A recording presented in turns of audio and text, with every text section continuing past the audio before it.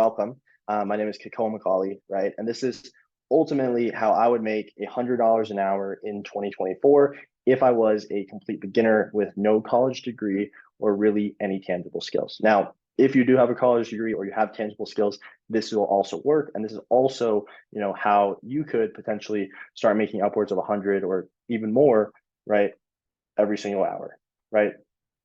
Now, if you're new here, right, my name is Kekoa MacAuley, and since the age of 19, I've consistently made more than $10,000 per month just by leveraging one simple skill that actually took me straight to the money. This skill allowed me to tap into other people's businesses and ultimately use them to make income online, right? Tapping into a brand new booming industry, which both Forbes and Yahoo Finance are estimating to be worth nearly $500 billion by the year 2028, right? Thanks to the discovery of this one skill, along with a simple yet lucrative loophole, which I'll be telling you guys more about here, I was able to take home nearly $500,000 net profit at age 21.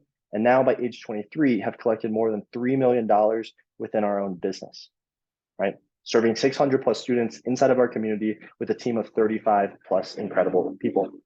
Now, this straight to the money loophole not only helped me gain financial freedom, but also allowed people like Andrea to leave his 9-to-5 job, have his dream honeymoon with his beautiful wife, and finally travel the world while making upwards of $15,000 per month every single month.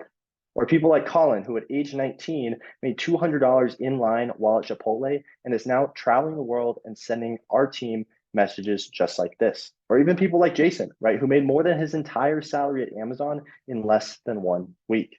Now, these students are just a few of the success stories, but countless more, just like, Frederick here, who actually made $3,250 in just 3 days in commissions, right? Or like Jake here, who's now consistently making $5,000 to $10,000 every single month. Or even like Steve here, who closed a $100,000 deal, which is, about $5,000 in pure commissions that he's taking home, as well as many others who are now leveraging this straight to the money loophole, which is allowing them to ultimately make CEO money without having to run a business, build websites, learn marketing, or do anything complicated and expensive. Now, before we do get started here, I have a few requests, right? So if you guys can, please just turn off all your electronics, right? Use airplane mode, close all your tabs when joining here and on the webinar, right? Or if you're watching the recording, there's gonna be a ton of value and you guys really won't wanna miss this. So if you guys can do that, just drop a yes in the chat. And that's going to make sure that we're all fully here. Just drop a yes in the chat if that sounds cool to you. And Larry, yes, we are going to be covering that on this webinar here today. So if you stick around, once again, we are going to be getting to that. The raw I feel like is important though, because it's going to give you context. So sweet. So awesome. Everyone's saying yes. Cool. Now, I believe this webinar, right, will actually have the potential to change lives, including yours, right? But I need help creating more awareness for others to find it. So if this was helpful, if you feel like this is going to be awesome, just take a picture of this moment. You can post it on socials. You can tag me at Kekoa on Instagram. And then everyone who does this will be receiving a free gift at the end of this, right? We're actually going to be sending over 5+ hours of actual sales training content to anyone that does this, right? Ibrahim, we're debating putting together a recording, but right now it's just live. So once again, take a picture of this moment, post it on social, tag me at Kekoa, and then everyone who does this, we're also gonna be reposting you online, but it just helps get the word out. Does that sound cool? So I guess just drop a 1 in the chat if that sounds cool. Cool. Karen, Steve, Jaden, Maria, awesome. Sweet guys. And 3, right, take notes, right? Most importantly, block time on your calendar for execution on what you're going to learn here, right? Now, what we're not going to be talking about today, guys, is any of these complicated business models that other gurus preach, such as Amazon FBA, drop shipping, stock trading, YouTube automation. But instead, we're going to be going over one timeless skill, which when used in the proper manner will actually allow you to tap into other people's businesses and go straight to the money. Now, if you stick around until the end of this training, I'm actually going to leave you with an understanding of these 3 things, right? And we're actually going to go really in detail with all of these things, right? I'm going to be showing you exactly how you can make income with this opportunity within the next 7 days.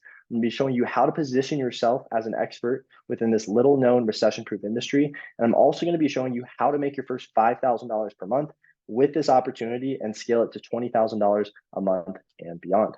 And if you stay until the very end, I'm also going to be sending you over a free $1,000 course with over 5+ hours of content sent over to your email and shared with you on Zoom. So Zoom automatically sends this like one day later to everyone that actually registered and showed up here today. So, once again, you guys will all be receiving that. Now, the reason that this opportunity is so powerful is because right now we are in a massive wealth shift and countless industries and individuals are being disrupted, right? As you can see right here, the top 0.1% of all earners hold about 10% of all the wealth in the United States.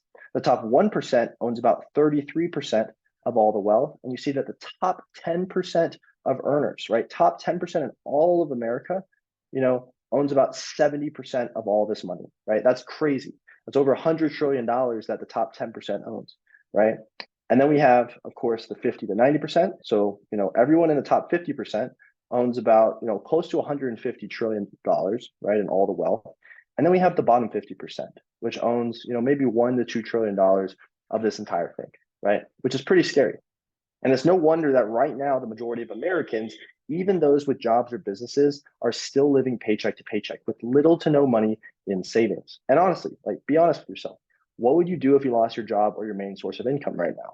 Do you have enough money to cover for an emergency? Because the majority of people simply don't. However, despite all of this talk, though, about financial crisis, there still is a massive amount of money exchanging hands from what I call the old economy, right, into the new economy.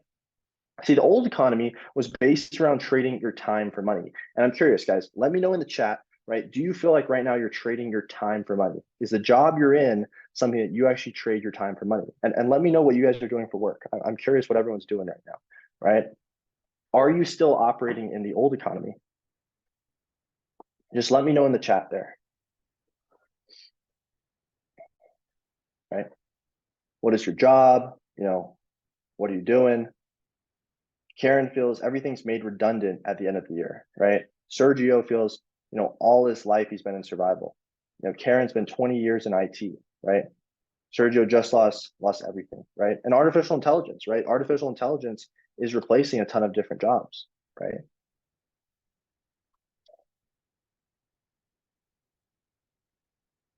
Kirk, he's doing freelance pool landscape design, right? And that's awesome, right? I mean, freelance pool design, right? You're probably, still trading time for money, but you're still your own, person. You're an entrepreneur. You're able to go out there, but still, right? In a way, we are trading time for money, right? Angela Jones is a transit operator, right? Steven, aerospace engineering. Okay, that's awesome. Wayland's landscaper. Okay, cool, right? So whether it was a job or a business, we were told by society that if we went to college, right, we got a career, we worked for 40 to 80 hours a week until we were 65, financial freedom would eventually come to us. But as it turns out, this was a lie, or rather a major stretch of the truth, according to studies from the New York Times. See, Americans are quickly losing faith in the value of college, along with the benefits that it provides.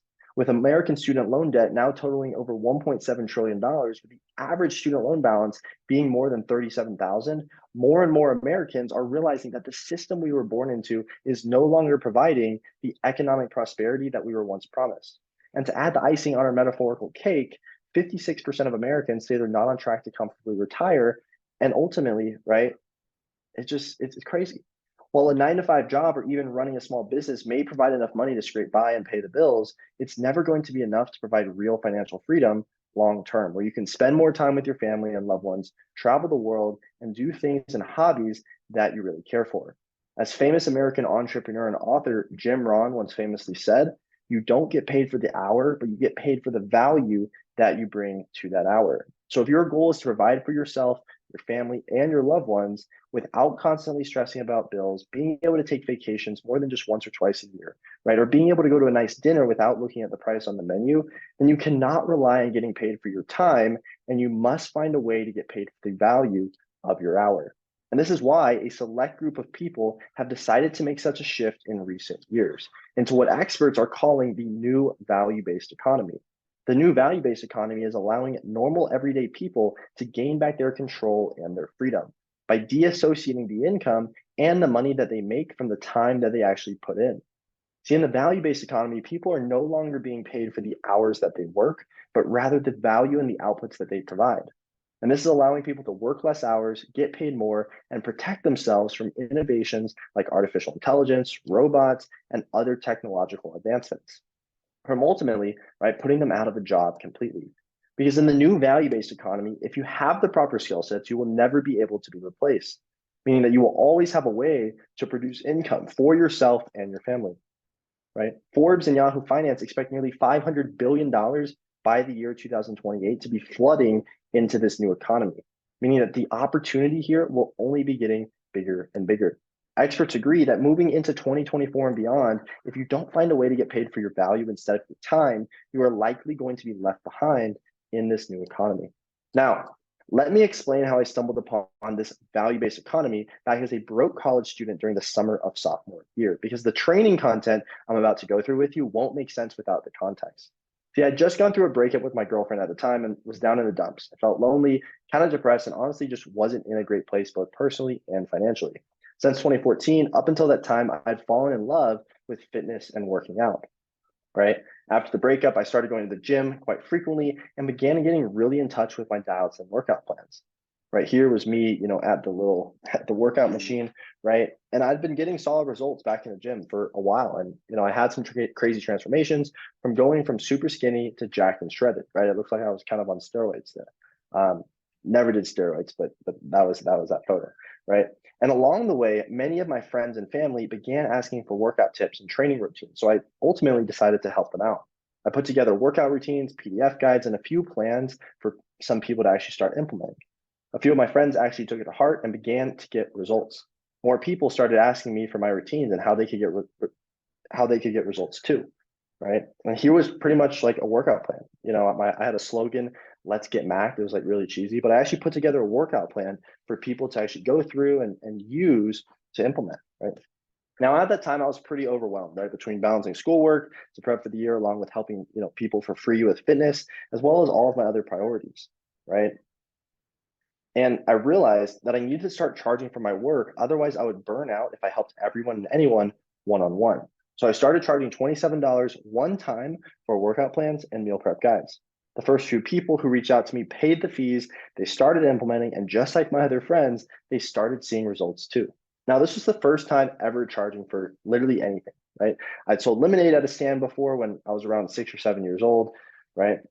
But that was still complicated to set up. You had to buy the lemons, the sugar, the ice, and even setting up the lemonade stand was really hard work. The difference, though, with selling fitness plans is I created the plan one time and I could sell the same PDF guide with no additional cost to multiple people.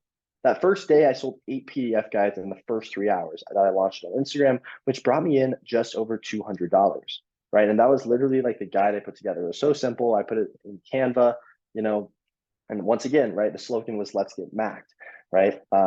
It's like "Let's get jacked," but my last name is MacAuley, so I thought it was clever, right? And sure, it was only $200, but it was at that moment that everything started to click for me. I realized that if I could just sell a product that people wanted and genuinely needed to improve their life, I would never have to worry about money ever again, right?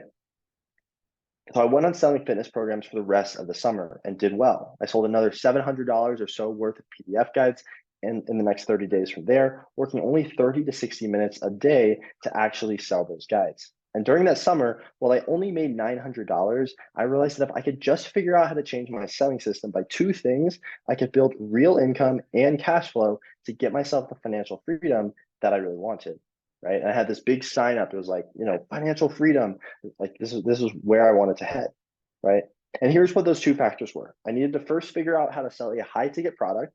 And second, I needed to figure out how to actually market my product in order to sell it. My $27 products were great and all, but for me, as my goal was to hit $10,000 a month, right, it would never be feasible just selling something for $27. And I realized that with a $27 product, I would need to sell 370 people my PDF guide, right? And that's a lot of people to sell. This is literally me in my, in our house that was like right next to Vanderbilt. So this is in Nashville, right? But this is in my house, literally just like, trying to put together these video sales letters just to sell people, right? And I realized that if I kept selling low ticket services, I wondered, how would I ever be able to make the money that I truly wanted? Simply put, I wouldn't be able to. So for my next steps, it was to find a product that I could sell for more money, whether that was $1,000, $5,000, or even $10,000, right? And I knew that if I could just sell 10 people a $1,000 product, it would be a lot more attainable to hit my goals, right? Now, factor number two was actually how to market my product. At the time, I realized that learning how to get eyeballs onto a product was incredibly important because without people seeing my products, how was I supposed to sell them effectively? Simply put, without eyeballs, I couldn't make money. So I decided to start growing an Instagram page centered around fitness. I posted my workouts, different guides, and all around motivational posts to help people improve their situations. And this started to pick up steam. Soon enough, I grew my page to 1,000 followers, then to 5,000, then to 10,000, and even more. I started to sell my PDF guide to more people. I was making consistent income without much effort. But still, even though that was great, I was still met with a similar issue. My product wasn't high ticket. Even though I could make, 40 to 50 sales a month, I couldn't break past this $1,000 mark in profit. So I realized that I had to make a change with the price point on my services. Now, during this time, while I was growing my Instagram page, right, we went from 4,000 to 156,000. Now we're close to 800,000 followers. I kept getting asked this one question: Kekoa, how are you growing your Instagram account so quickly? You're growing so fast. I mean, can you help me?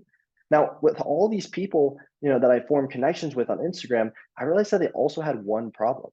They had a product to sell, but they couldn't get enough eyeballs onto that product. So I wondered, would these people pay me if I could help them sell their products? Well, most of my fitness friends who've been doing this longer than me actually had a higher ticket product, most of them ranging between $1,000 to $3,000 at that time.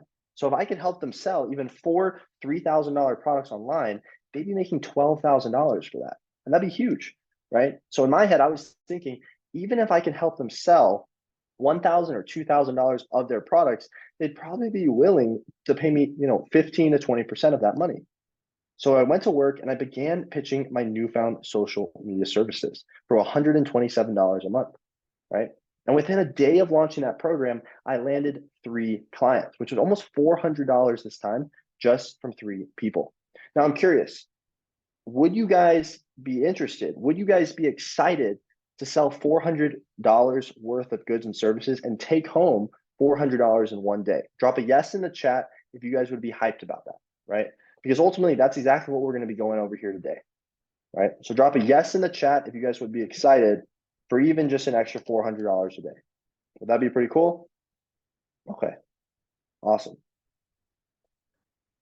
Now, once again, right, our services started to get results. Bridger right here, he was hyped about this, right? Because we were helping him grow his Instagram.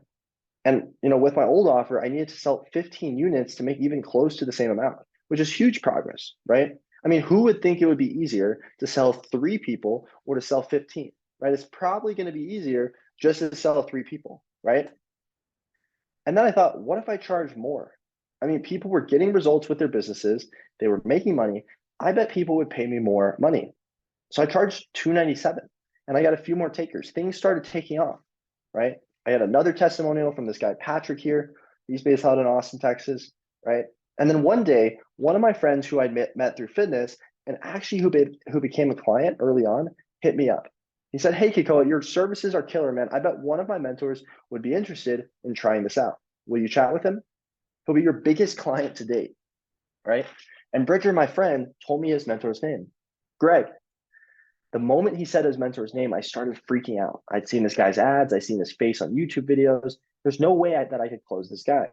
And this was Greg Gallagher, right? He runs a big fitness brand, right? So I went to my mother and I told her, "Hey, so I have to get on a sales call with this guy and close him on my services. This will be the biggest deal that I've had yet." Kekoa, "You'll be fine. Just follow the same script and framework you've been using for all the other clients you've taken on. You sell a great service and he'll be happy to get started with you."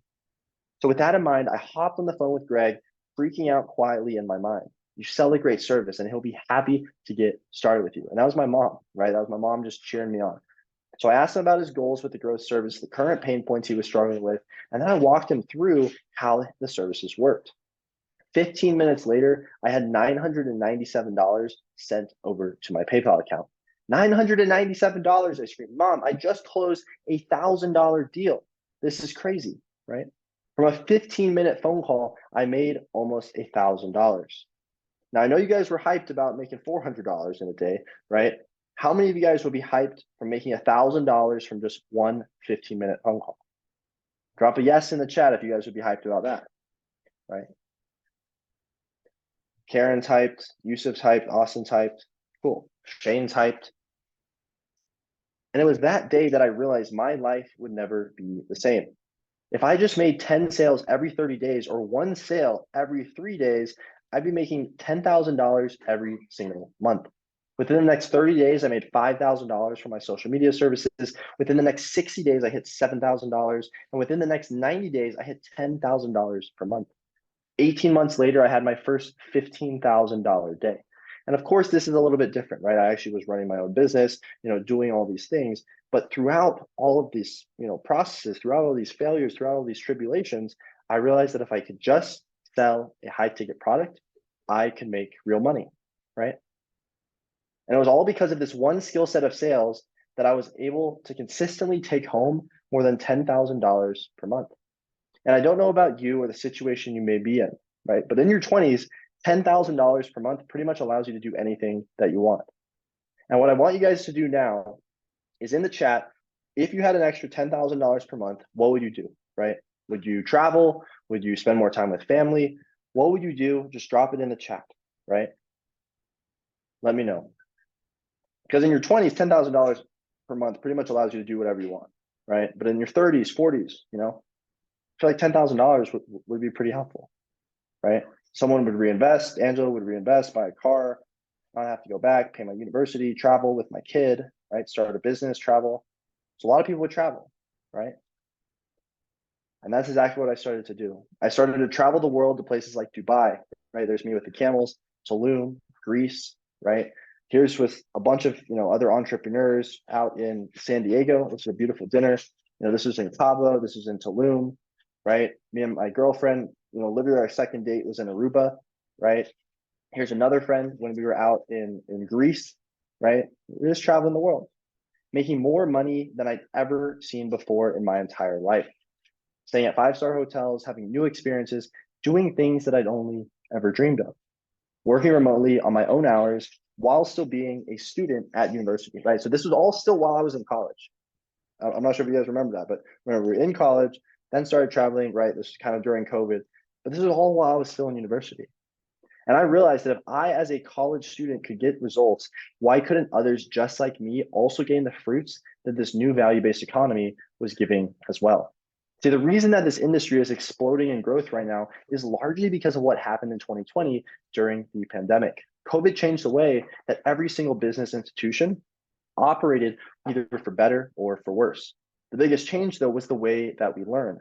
No longer are people learning real-world skills in school classrooms from professors, and instead more people than ever are learning things online.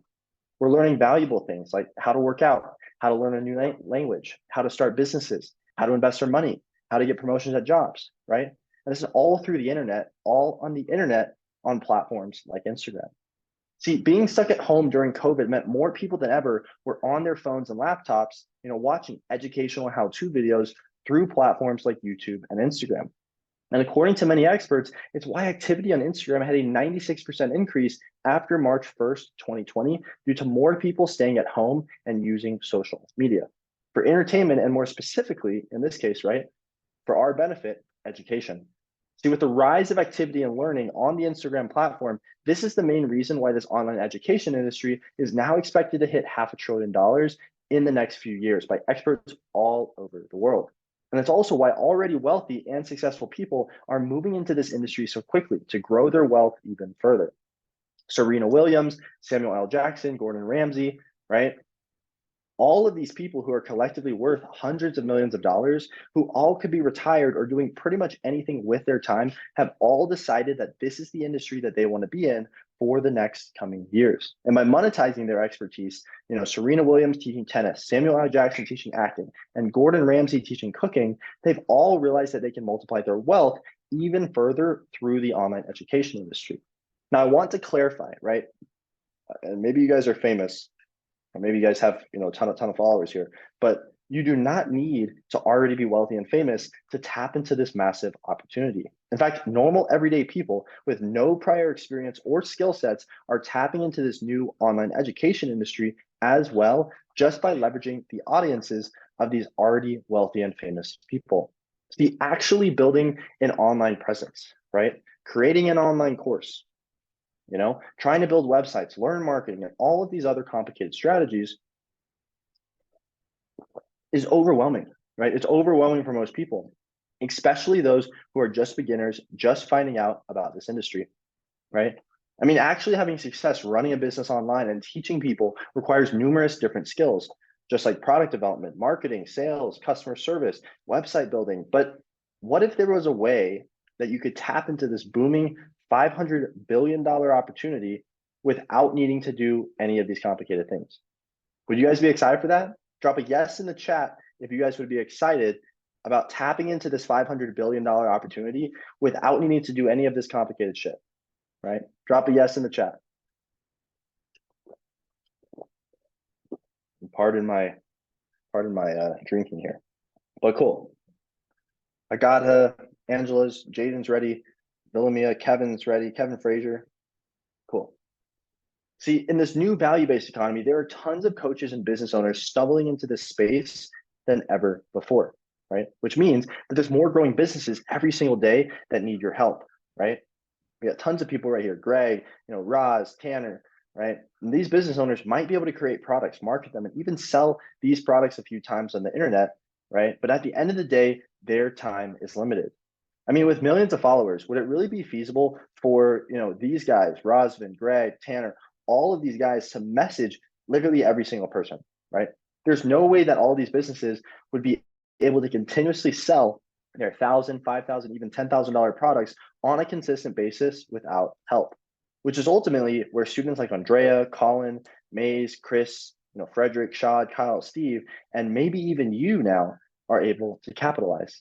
Now you might be thinking, Kekoa, how do all of these business owners and influencers have these $1,000 products, and who in the world would even buy these, right? Well, that's a great question. Now, ultimately, I'm going to be showing you guys exactly that, right? So here's a broad overview. Right here, this is pretty much like the full sales process. We have some sort of ad, they see a content website, we have a conversation, DMs, qualified, booking a sales call, and then we have to close the deal, right? This is pretty much the breakdown of how a sales process works online. Now, these business owners run some sort of advertisement or traffic source. They have an ad, social media following, and think of Gary Vee, right? Kylie Jenner. Have you guys heard of Kylie Jenner, right? Have we heard of Russell Brunson? Gregory Gallagher, right? Kendall Jenner, all these people, right? And if you haven't heard of these people, think of those ads and YouTube, on YouTube or Instagram, right? Drop a 1 in the chat if you guys have ever got an ad on social media. I feel like we all have, right? Okay. Karen's got an ad, Shane. Yeah. We've, of course, all gotten ads before, right? Now, these influencers or advertisements generally take you to a piece of content, right? And on that piece of content, there's some sort of call to action. So let's use Greg here for an example, right? In his bio, he'll have a link here that says, kinobody.com, pages, warrior shred, right? And here we can actually sign up to the 8-week warrior shred, right? Where we can go soft to chiseled in 8 weeks, right? That's pretty much his, offer, right? This gives me access to his free PDF guide. And then if I scroll to the bottom of the PDF, I'll actually find a link to purchase a product, right? This will take me to the product checkout page. And the most important part for you guys here is that we were actually collecting the email address as well as, right, the name and phone number of this person, right? And once again, this is the content or the website with our call to action. So CTA is call to action. Now, once again, the CTA here is to purchase the product. And once a prospect buys the product here or interacts with that content, whether that's commenting or giving their information details, right, this is what takes us to the remote triage. And this is ultimately, right, either a conversation in the DMs or on the phone where we're qualifying and booking a sales call. See, at this point in time, the business owner is qualifying the prospect more, finding alignment with their services, right? Getting that prospect onto a sales call, right? And for Kinobody, this initial product purchase shows intent from the buyer, which likely means that the buyer is going to be more interested in our other products. Kinobody, along with many others online businesses, will have free PDF guides, PDFs, guides, and other courses, which then upsell into lower tier products just like these, which then eventually, right, upsell into full-fledged fitness programs to help clients just like this. This client likely bought one of the supplement products that KinoBody sold, then had a sales rep call him on a short 15-minute discovery call, ask him a few questions, and then take him to a full sales call to close the deal on a high ticket program, likely ranging from $3,000 to $10,000. Now, this sales call on average takes about 45 to 60 minutes, and then that deal is closed, right? Now, if you guys are following so far, drop a 1 in the chat. I just want to make sure we're not losing anybody, but drop a 1 in the chat if this makes sense so far, right? Cool, sweet. And at the end of the day, right, this is helping the client change their life. This isn't some sleazy sales process. This is literally helping the client achieve their dream transformation, right? Which is a closed deal. Now, from a business owner's perspective, this is a lot of work. And in the beginning, they may take on a lot of these roles. However, there's a ton that actually goes into running a business, right? And right now, I'm actually running a business, right? I'm not just focused on the sales side, but now it's like I have to manage a team. We have, multiple things on the back end. We have all these tech problems that you have to take care of, right? Have to do marketing. There's all these other skill sets that you actually have to have in running a business. And ultimately, right, it's going to be truly hard to keep up with all of the things that are required here. So as you may have guessed, that's where you come in.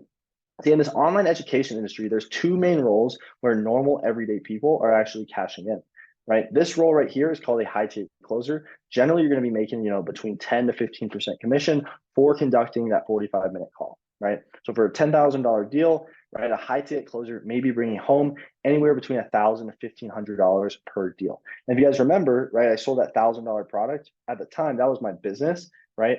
But I still made $1,000 in a 15-minute call. So imagine if you're selling, let's say, a $10,000 product, maybe the call is 50 minutes to like an hour, but still, I mean, $1,000 an hour, I wouldn't say it's too bad, right? Now, the skill level required for this is around an 8 or a 9, right? So for a beginner, it's generally not suggested to start here.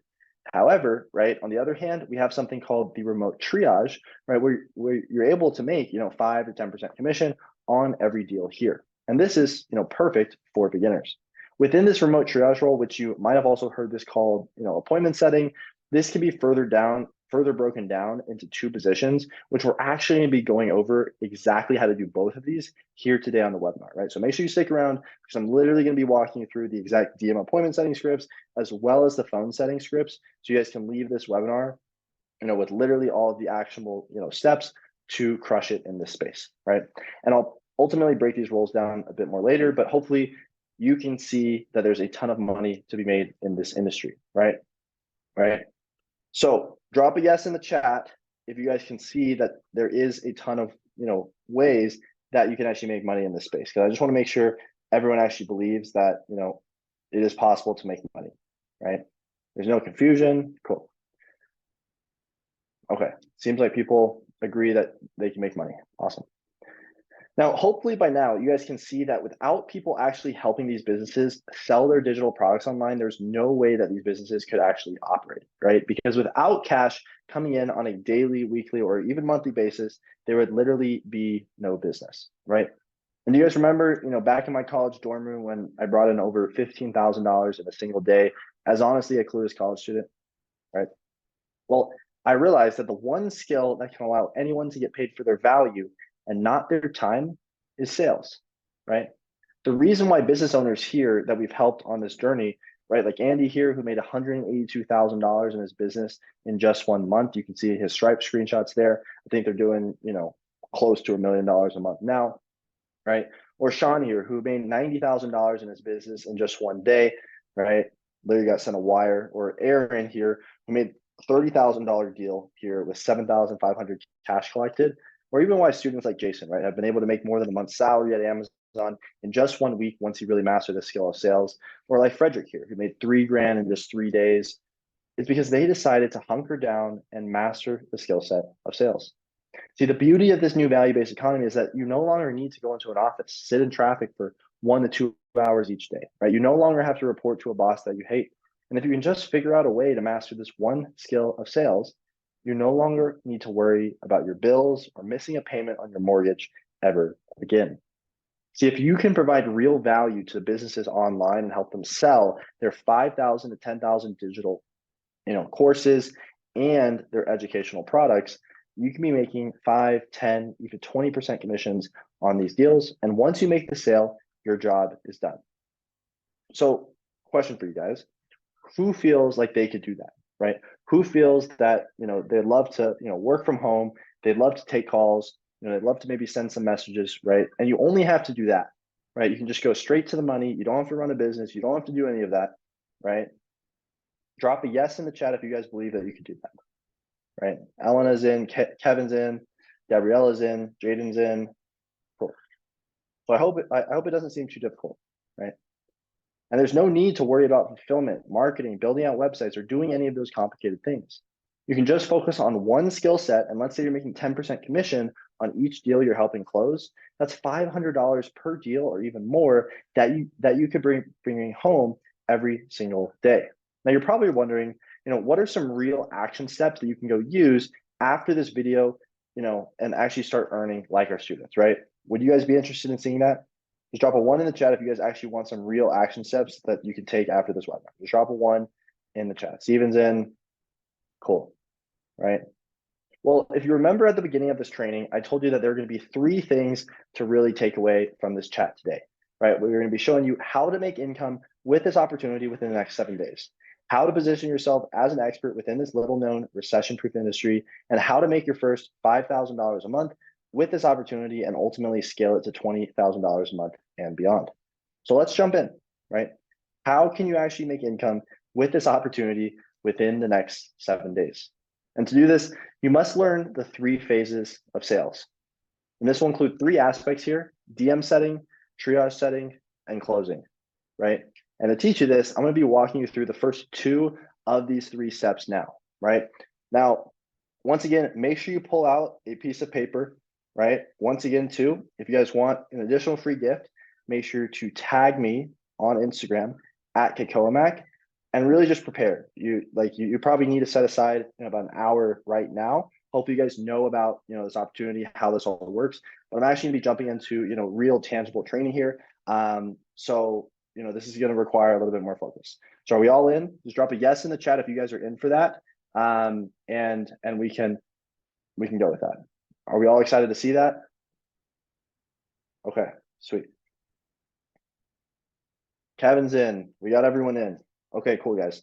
So we're going to stop sharing screen here. I'm going to hop over to our additional trainings and just make sure we can all do this. I'm just going to grab a little tea.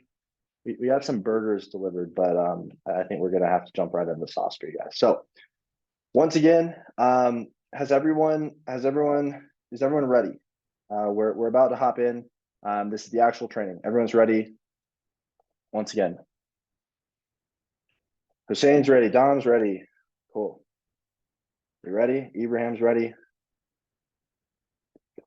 Okay, guys, buckle up. So, and we haven't done this before on actual training, but we're going to be jumping through 4 of these different docs. I think all of these are 8 to 10 pages. So once again, I'm going to be sharing this document in here, and this is just some of the little gifts that we're going to be giving you guys. So this is all part of some of our more paid trainings. But once again, if you guys want to access this, you can take this away after this presentation. And you guys are here live, so you're the only ones that are actually getting access to this. So hopping in, today we're going to be covering the belief tree. Now, the belief tree is something really important within sales, right? Because at the end of the day, if a prospect doesn't believe in what you're selling, then there's no way that they're ever going to make a purchase decision, right? So ultimately, that's what we're going to be covering in these modules. And first, we're going to start off with something that, Alex Hormozi, I'm not sure if you guys have heard of him, but what he coins the value equation. So we're going to be going over this. We're going to be going over the belief tree, right? There's 7 core beliefs that a prospect needs to have in order to make a buying decision. We're going to be going over that. We're going to go over how we can actually grow belief roots, and then how you can kind of start using this framework in action. So does that sound cool? If you guys are ready for that, just drop a 1 in the chat, and we can be good to go. Karen's ready? Cool. So now I kind of learned this from Alex Hormozi, right? But you kind of see this equation right here. This is called the value equation. So we have the dream outcome, right? The perceived likelihood of achievement, divided by the time delay. So this is the amount of time that it actually takes to achieve that goal, and then the level of effort and sacrifice, right? So the dream outcome might be where a prospect wants to go. So with the fitness example, right, a prospect, maybe he was a little bit overweight, so he actually wants to get shredded. So that's ultimately the dream outcome, right? Now, what is the perceived likelihood of achievement? Well, this is how likely a prospect actually believes that this dream result is going to happen, right? So for us, obviously, we teach people sales, right? And what is the dream outcome that they likely want to have? Well, maybe they want to work from home, maybe they want more time with family, maybe they want more money, right? But that's their dream outcome. Now, what is the perceived likelihood that they believe that's actually going to happen? Right? Well, that's going to be developed by trust, maybe like trainings like this, right? More touch points, right? And for fitness, for example, with Kinobody, right? If they have a ton of client transformations, most likely you as the client will have a higher likelihood of perceived, achievement, right? So if everyone can drop in the chat, what was the last product that you guys actually bought, right? It can be anything. It could be food. It could be, a course. It could be, education. So Dom bought earbuds here, right? Nadia bought soap. Now, let's break down the value equation for that, right? Well, what is the dream outcome if you're buying soap? Well, you probably want to be clean, right? Now, what is the perceived likelihood of achievement? Well, we have Dove soap, we have, Gillette Head and Shoulders soap, we have all these other soaps. Now, I'm probably going to believe that a product is higher value, has a better brand. I'm going to have a better experience if I've seen more advertisements from them, right? So the level of, my perceived likelihood of actually achieving the goal of being clean will likely be higher with, let's say, a brand like Dove or Gillette, right? As a man, I've heard of like Gillette and like Old Spice. That's like the two ones that like don't give you dandruff. So like I would probably think that my perceived likelihood of achievement would be higher with that, right? So does that make sense to everyone? Just drop a yes in the chat if we kind of are picking up what I'm putting down here, right? Cool. Now, this is all going to be divided by the time delay, right? So how long will it take to see results? Well, let's say, for example, right, if I believe that, the Dove soap is going to get me, results faster than some other product, right? I saw someone put cod liver as well, right? Why are you buying cod liver? Probably for health, right? So why would I buy cod liver over, donuts, right? Well, most likely, I feel like I'm probably going to be healthier if I buy cod liver instead of donuts. And I'll probably feel healthier faster, right? So once again, there's probably going to be more value if my dream outcome is a healthier life of buying the cod liver in comparison to donuts, right? Now, another thing is effort and sacrifice, right? So the lower the amount of effort and the lower amount of sacrifice to actually achieve the results that I'm looking for will always be higher, right?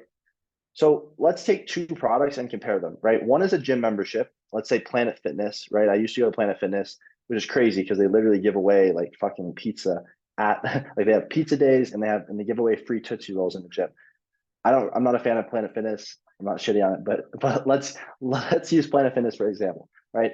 $10 a month for a gym, right? If you have $10 a month and the dream outcome is a fit body, right? Or on the other hand, you have plastic surgery, right? Which is the dream body. Now, what is the perceived likelihood of achievement? Well, if you go to the gym and you work out, right, you're probably going to become fit. With plastic surgery, if you go through plastic surgery, you're going to look like however the doctor wants you to look, right?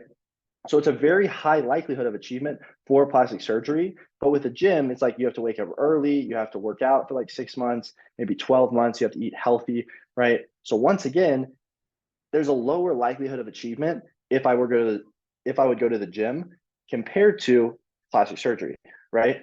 Also, let's take a look now at time delay, right? How fast would plastic surgery be?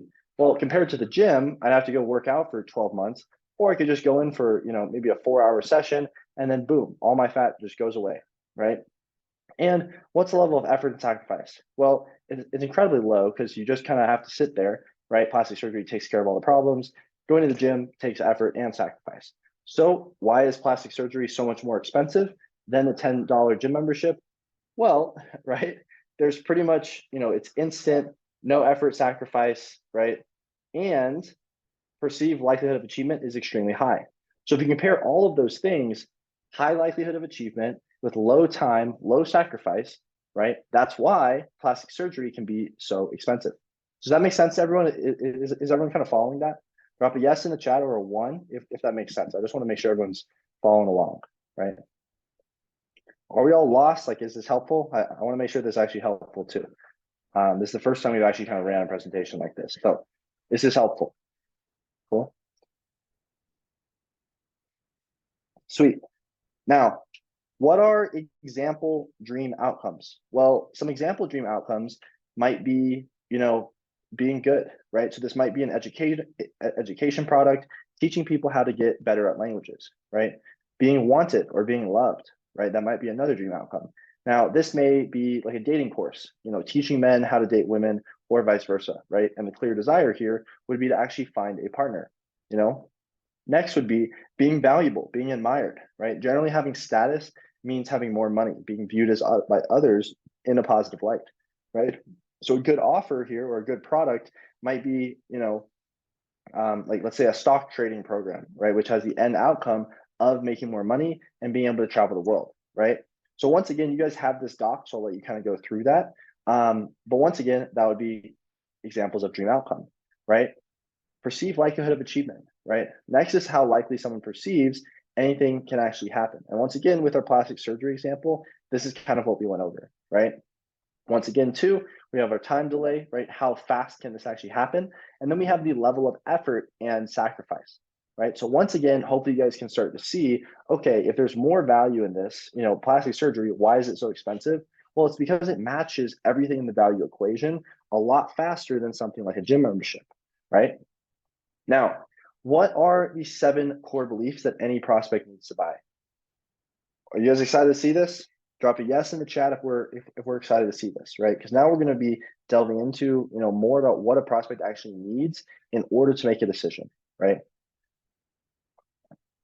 Cool. So, what are the 7 core beliefs? Well, the 7 core beliefs are pain, doubt, sacrifice, desire, finances, support, and trust, right? And once you have all of these roots, that's how you can form this tree, which is ultimately, right, a sale. So as long as there's all of these 7 core beliefs, that is how a sale is actually made, right? Now, what is the first one? Now, by far the most important aspect of the belief tree, and this is like with any sale. So like throughout the sales process, this can be by far the most important thing. So once you understand a prospect's pain and what they're currently lacking or experiencing in their life, this is what we're really like focused on through the entire sale, right? So during a phase called the discovery phase, pain is the thing that we're going to be focusing on the most throughout this entire conversation, right? Because without pain, there is no sale. Without pain, there's no sale, right? Same thing with the gym example, right? What's the pain? Oh, I want to get fit. Okay, right? That's the pain. So how do we fix this? Is it either the gym or is it going to be plastic surgery, right? Now, if you can find the pain, you can get the sale, right? If you can really dive deep to the root of the pain and can continue to get the prospect to talk, continue going on, then we're going to be able to widen the gap, right? Which ultimately means a win when we come to the sale, right? Now, if you guys see this right here, we have something called the before state and then our dream state, right? Generally, the pain of the prospect is their before state, right? And our solution should ultimately be to bridge the gap here, right? Which takes them from the before state to the dream state, right? So during the pain and the doubt stage, our goal is to really get the prospect towards the far left hand, right? Into their dream state. The farther left they are in the diagram, like in this diagram, the larger, right, the gap will actually be to their dream state. So does that make sense? So the more questions, let's say the prospect starts here, right? During our discovery, if we're able to get really into pain, then this is going to push them farther away from their dream state. And this is really like where they're at, right? Now, the closer they are onto this left side, that means the wider the gap is, right? And ultimately, they need a better solution to actually get to their dream state. So does that make sense to everyone? Just drop a 1 in the chat if that makes sense. That our goal is to understand, hey, what is the pain and how can our solution, right, actually bridge the gap here to get them into their dream state, right? Because at the end of the day, a sale is just providing the bridging of the gap here, right? Does that make sense to everyone? Cool. Nadia is a yes. Sergio is a yes. Gabriella is a yes. Cool. Yale is a yes. Awesome. Now, what is the second belief? Well, the second belief here is doubt. Now, if a prospect is talking with you and elaborating on the pain they have, they most likely have attempted to find a solution, right? And if you're the first person that they've talked to, this is going to be an advantage. But in this current environment, right, especially in today's day and age, right, we're hit with so many different advertisements. There's so many like different solutions that someone could actually be using, right? So our goal here is to find out the doubt that they have if they were to go out on their own, right? So once again, with plastic surgery, right, maybe part of their sales process is, hey, what would you do if you didn't go through with the surgery, right? Oh, I'd have to struggle, I'd have to do all these things. So that would be the doubt that the prospect is able to achieve their dream transformation without your product or solution, right? So an example inside of VSL, right? And this is actually like what we've used in the past, and this is what all of my friends use in the space. But there's generally going to be something like this, right? Option one, right, is take the information I've given you today, you try to figure it out by yourself, right? And right, most likely you won't be able to achieve that because you might lose some valuable months trying to figure it out. Long term, it might be more expensive, or you miss out on all the extra money, right? Your chance of quitting just goes way up, right? So all of these here are examples of doubt and how we place doubt into the prospect's mind that achieving their dream transformation is possible without help, right? So I hope that makes sense.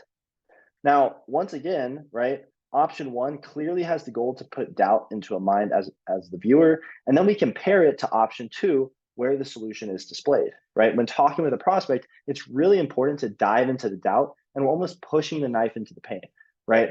Ultimately, the goal is to help, right? And maybe this sounds like, oh, this is a terrible way to sell, but like this is literally, how you sell. This is how we are actually able to help the person, right? And ultimately get them to the result that they want, right? Because in some cases, the prospect's not even aware of how much pain that they're actually in, right? So it's our goal to really help them figure it out, and then from there, be like, okay, this is where you're at, this is where you need to be, and you really need to plug and play, this solution in order to take you to where you want to go, right? Does that make sense, everyone? Drop a yes in the chat if that makes sense. Steven, it's making sense. Cool. Karen, Yale, sweet. So once again, right, we have something called the realm of buying here, right? This is the realm of buying. Now, once again, here's the current state, right? So the realm of buying is where we want them to be, right? Because the prospect only has two ideas, right, of what could happen. It could be, hey, I'm so scared that this will never be able to happen. So if there's too much doubt, right, then they're not going to make the decision because they don't believe that you're going to be able to help them and they believe their pain is too much, right? Or if they're like, okay, this is really easy, I could do this by myself. Well, then they're like already too close to their desired state. So they're probably just going to do it themselves.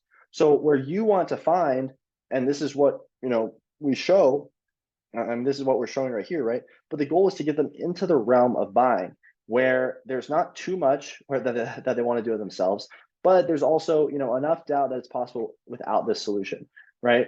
So if you guys remember, when I was asking like, hey, what product did you recently buy?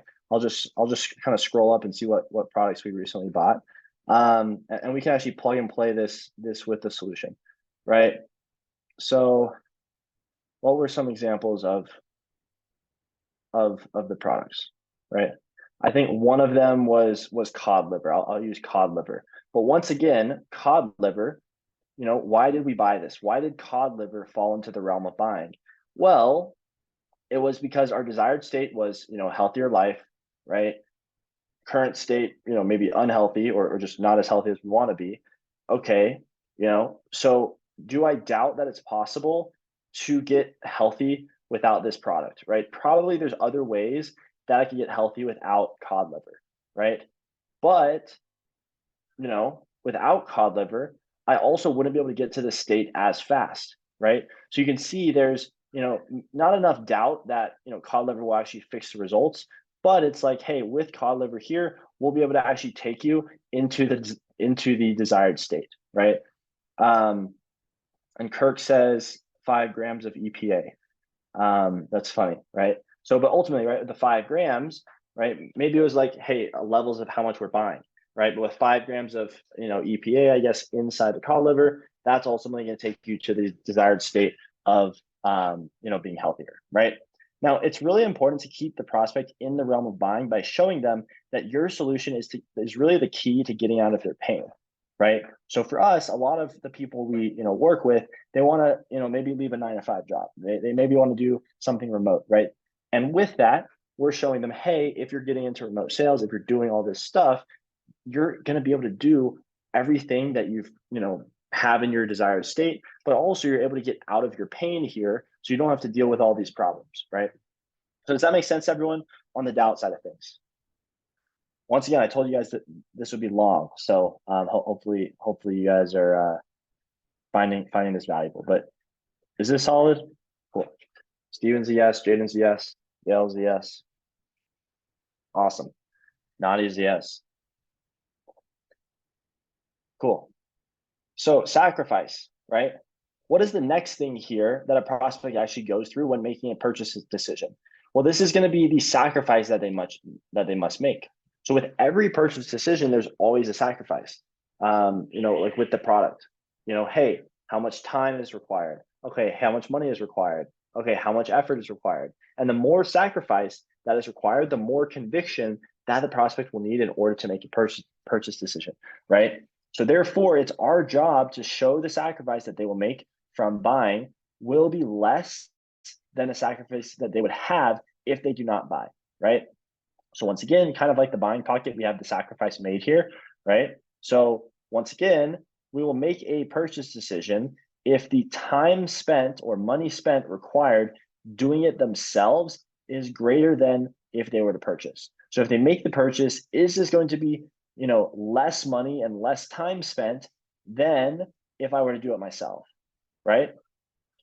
So once again, let's say, for example, right? So in Brazil, we have someone that helps come clean the house once a week, right? So generally, I think we spend, I think it's like 50 or I'm not sure, $75, something like that, right? But it's $50 every time. Now that's $200 a month, right? But for us to clean the entire house every single, week and make it look really nice, right? Maybe it'll take 5 to 6 hours. So for the whole month, 24 hours, right? Or I could spend $200. So once again, it's, hey, would I rather spend $200 and clean the house for all this stuff, right? So once again, the level of sacrifice to just spend $200 is going to be much lower of a sacrifice than spending the 24 hours to clean and make everything perfect, right? So does that make sense, everyone? You can drop a 1 in the chat if that makes sense. Cool. Karen's a 1. Sweet. Now, the desire here, right? This will be our 4th belief, right? Are we starting to see this come together? I want to make sure that you guys are actually seeing how this can influence a sale. Because if you guys don't see that, then all of this stuff is pointless, right? But hopefully you guys can start to see like, hey, if we're able to actually, get these 7 beliefs within a prospect's mind during a sale, this is how we're going to come out and actually crush it with this, right? So Steven's a yes, Robert's a yes, Angela's a yes. Awesome. Now, what is desire? Well, the desire is the belief, that the prospect wishes to get what they want, right? So once again, this is gonna be the dream destination for where the prospect wants to end up after making a purchase decision, right? So it's your goal to uncover this along with the pain that they're actually going through, right? So here we want to continue widening the gap between pain and desire that the prospect has. For ultimately exacerbating the pain while truly understanding desire. So here's an example of how a conversation might go, right? Here's an example of how a conversation might go if I'm actually trying to figure out the core desire, right? And this is with pain. So this is kind of like a conversation flow that I would use in a discovery process on a sales call, right? So I'll say something like this. So what's the end goal for you, Mr. Prospect? Okay, more money would be nice, right? So a lot of salespeople, they stop there, right? But now I might ask, oh, cool, cool. And I mean, with more money, what would you be doing with that increase of income? Oh yeah, I'd be traveling the world, seeing some new places. I want to go to Cancun. Okay, Cancun's beautiful from what I've heard. I mean, have you been before? Why do you want to go there? I've always wanted to go since I was a kid, and now that I have a family and wife and two kids, I think it'd be great to go. We haven't had a vacation in 2 years, and I feel like my wife deserves that. Oh, I'm sure you might have a lovely wife and kids. So what's holding you back from taking that vacation now, man? So once again, we can see, hey, this is how we get exactly to his desire. And then, cool, what's holding you back from doing it? So once again, this widens our gap. Dream situation, we're asking where he wants to be, right? And then it goes back to the before state, widening this gap, right? So can we all see how this widens the gap, like that flow? We go really hard to the right?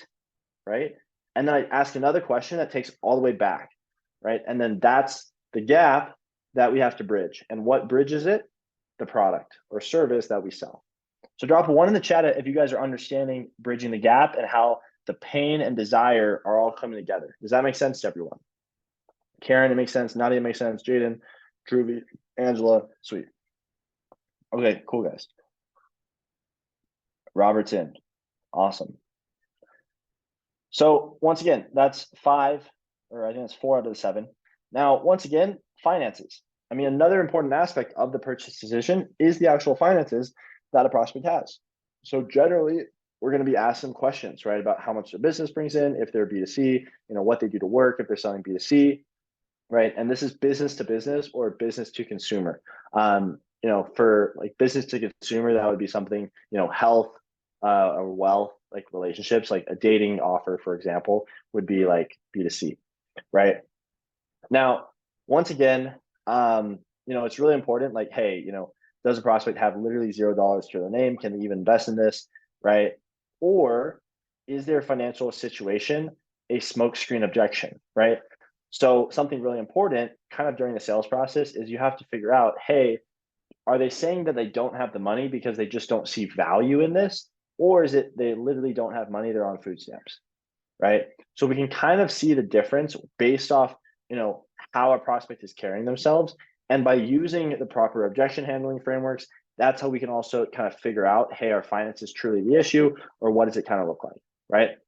So of course there has to be finances in order to make a purchasing decision because, everyone has a business to make money, right? Nothing's for free, right? Long term. So hopefully that makes sense. Now, after that, right, we have support. So in order for a prospect to move forward, they may need buy-in from other members of the family, right, or other individuals who they make financial decisions with, right? So a large objection that you'll probably be met with, right? And it's funny because we actually had someone come through one of our other programs, and she had this objection with her husband. It's like, oh, I have to talk to my husband. We have to talk about finances, do all this stuff. And it was funny because she was literally asking me, Kekoa, how would you actually handle this objection so I can talk to my husband so we can make this purchase decision? But it's just funny because once again, right, like there's always going to be a way to handle this objection by asking the proper questions, right? But once again, in order to make that decision, support is really needed. So once again, if you guys are selling, whether that's in a business to business standpoint or business to consumer standpoint, generally B2C is going to be like wife. I have to talk to my girlfriend. I have to talk to my, brother, sister, husband, whatever it is. Or if it's a business to business standpoint, it might be like I have to talk to my partner. I have to go to a few other people and kind of make sure this is a good fit, right? Now, lastly, we have trust.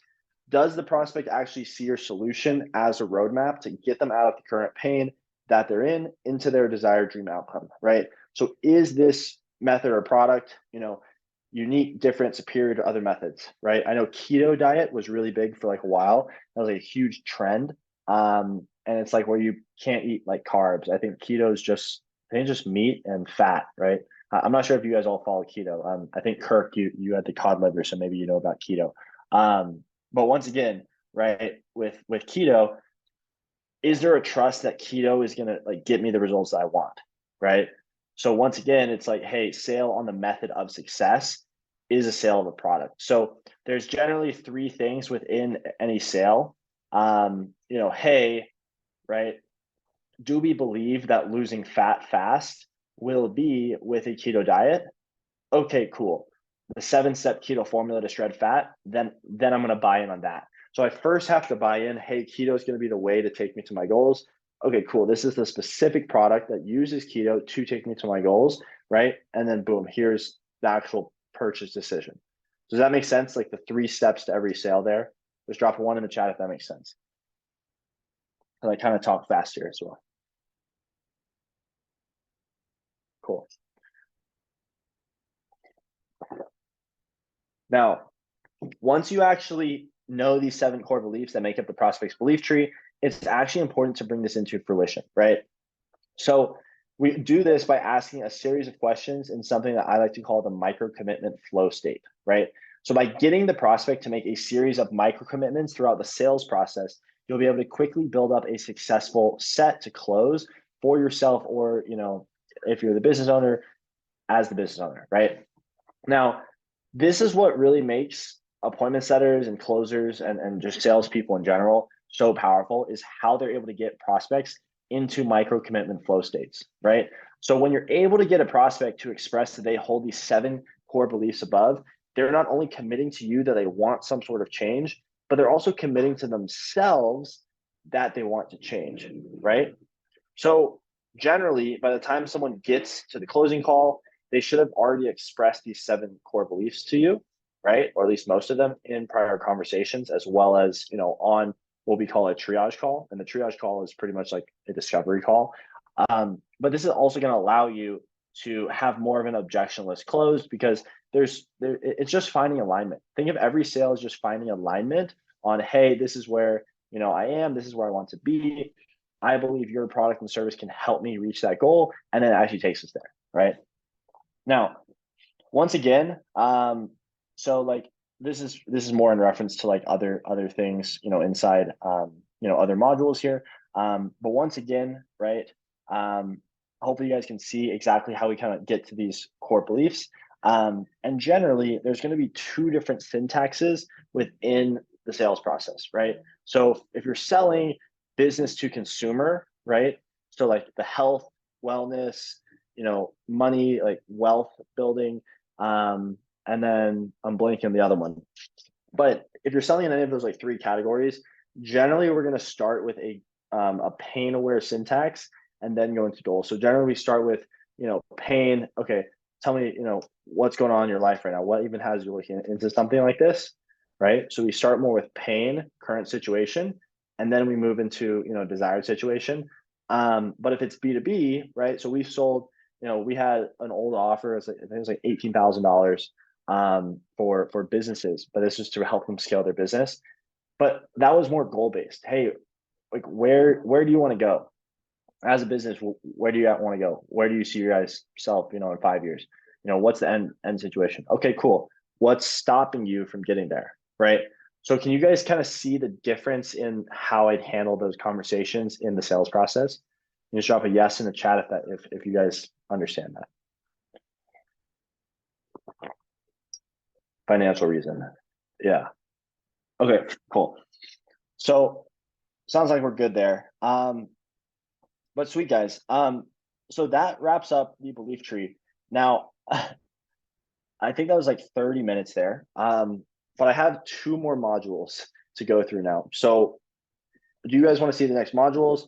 How are we feeling so far? I guess just drop a 1 if you guys want to see the modules, or how are we feeling with this? You guys want to keep going? Oh, everyone wants to keep going. Guys, I'm so hungry. Wow.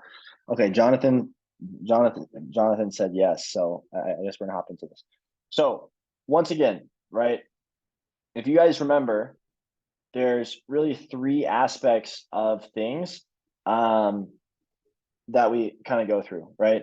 So once again, to really learn the 3 phases of sales here, this will include 3 aspects: DM setting, triage setting, and closing, right? So hopefully you guys now know what beliefs a prospect needs to have in order to make a buying decision.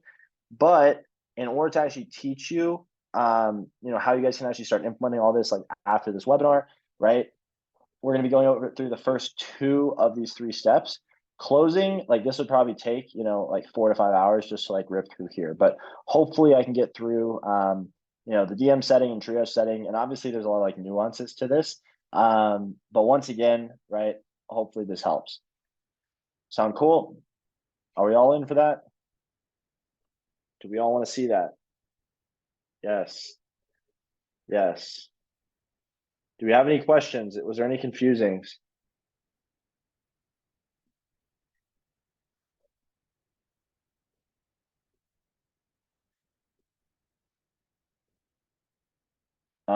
Larry, I don't know if Larry's still here.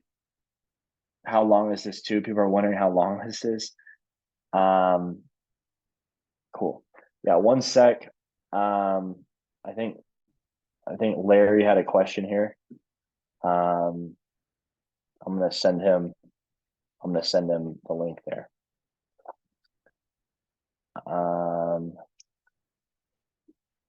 Cool. So I think Larry was the only one that really had a question there. Um, sweet. Shane Darden asked, "Is SDR hiring? We are not hiring." Dom, with sales, you wouldn't have to spend anything because you're actually getting plugged into a business. Um, and Kevin, no, we're still kind of running through here. Okay, cool guys, sweet.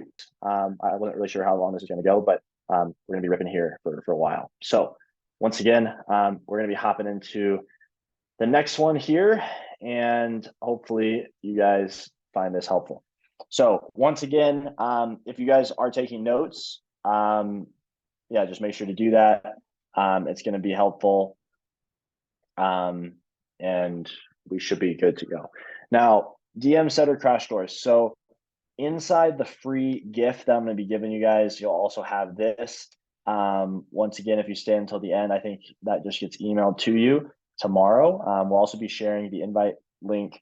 But this is going to be our DM setter crash course. So if you have this, like, there's no reason you can't go out, use this, make like $5,000 a month or more in a DM setting role. Like, this is just absolute sauce. Like, I don't really see other people that have this much detail on this, but once again, this is what we're going to go through. So today we're going to be covering general team structure, general customer journey, asking skilled questions, DM workflow process, how to tag leads effectively. So this is like pipeline management within sales. So I know some of you guys are already in sales. Shane, I saw you were in sales already.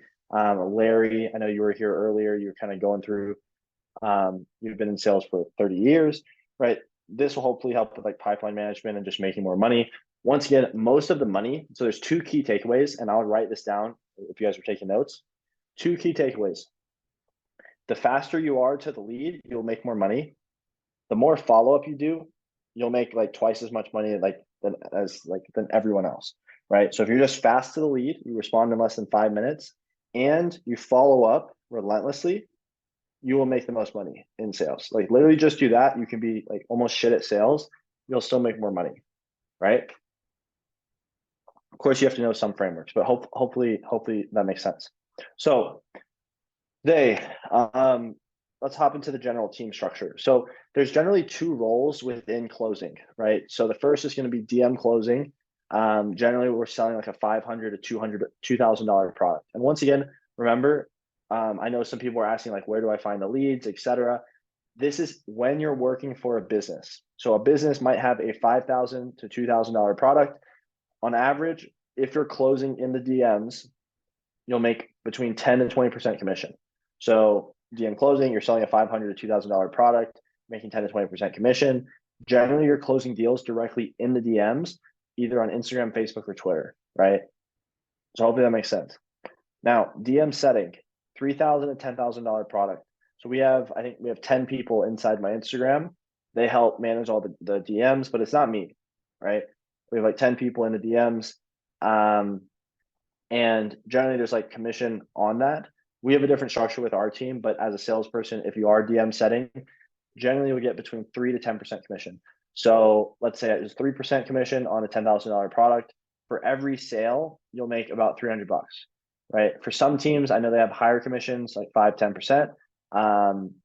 But once again, right, let's say 10%, obviously you make $1,000 a sale, right? Now, what's cool about this is that, so I actually have a really bad stutter. I used to have a really bad stutter. Like, I would have fucking loved DM setting because you don't have to show your face. You can be introverted, right? And this kind of gives you like a help to just start learning sales frameworks and just how basic psychology works, right? So that's really cool about DM setting. But then, of course, if you want to get into the real money, like learn phone sales, and that's, ultimately something that we're going to go over here a little bit more as well, right?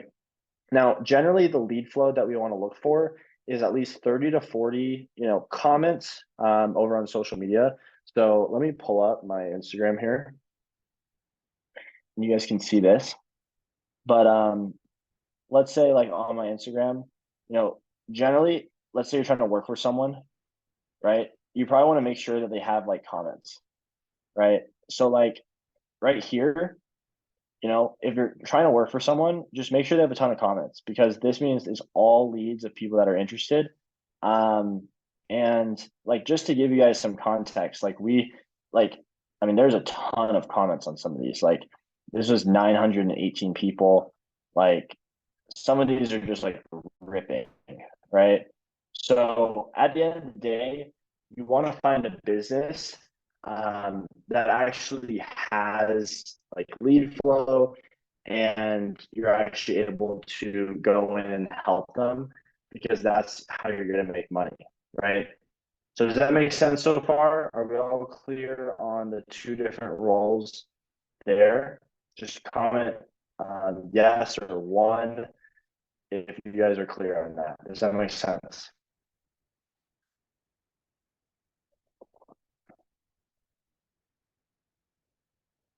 Cool. I think we're like kind of lagging. Are we lagging?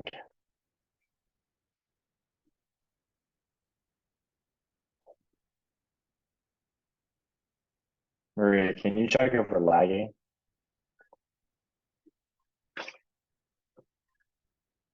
Okay.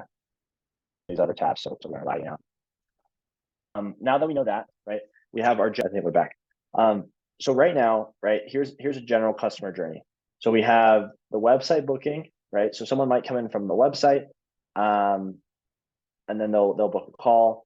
We might have, some sort of inbound website opt-in, right, where someone puts in their phone number, kind of like the Kinobody example. Or right, we have Instagram plus Facebook DM opt-in. That takes us to a DM setter qualification, where in the DMs we're sending them a calendar booking link, qualification questions, and then also like we take them to that discovery call, right, where they book the sales call, right? So that's the general customer process. Now, does this make sense to everyone? I know I kind of went through this quick, but just, I guess, drop a yes if that makes sense. We see like, hey, they opt in on like the comments. I'm talking to them. Okay, cool. Sweet. Now, once again, kind of throughout the whole process, we're going to be everything in sales is just asking skilled questions, right? How do we ask skilled questions? Well, first of all, once again, right, kind of in cadence with the prospect belief tree, our goal is to elicit the pain, right, and desire from a prospect as covered in the prospect belief tree. Now, by listening to the prospect and asking skilled questions, we can exacerbate this pain, build desire, and show the prospect how our product and service can bridge the gap between where they are and where they want to be, right? Now, once we actually go through that, well, the next step is we want to figure out what goals the prospect is actually going after, why they followed us in the first place, right? So that's going to be the next step. Now, what we'll do next is what we call setting the frame. And this is where we actually get permission to ask questions to the prospect framed in their best interest, right? So if you guys remember all those people that opted in on my 5-day or on my Instagram post, right? If you remember that, all these people actually wanted more information, right? So I want to have a higher status frame. And this is where I'm, reaching out to the prospect and be like, hey, I saw you commented on my post, or hey, I saw you opted into my training, right? I'd love to ask you a few questions to see if this would be a good fit. Is that okay? Right? So that's where we get permission. I'd love to ask you a few questions. Is that okay? Something like that. And that's ultimately getting permission from the prospect to ask questions but it's also showing them, hey, you opted in, right? So do we understand that of getting the frame, right? And this will actually be really important. Like understanding how to set frame is probably one of the most important things. So if you guys are taking notes, make sure that you're writing that down. But setting the frame is incredibly important, right? So Nadia is in. Okay. Now, once we set the frame, we need to find alignment and build rapport. Find out why, like, what the prospects are doing for work, why they decided to follow us, while building the value of the call, which we later aim to book, right? Oh, cool. How much are you making with that, right? What are you doing for work? How do you like it, right? Now, during the sale, right, during the whole DM setting process, you want to find the pain, have core desires, and bridge the gap, right? So in order to see if someone's a good fit, it's important to truly understand more about their pain, their desires, and bridge the gap between the pain and desire there, right? Then we'll ask for permission to give feedback.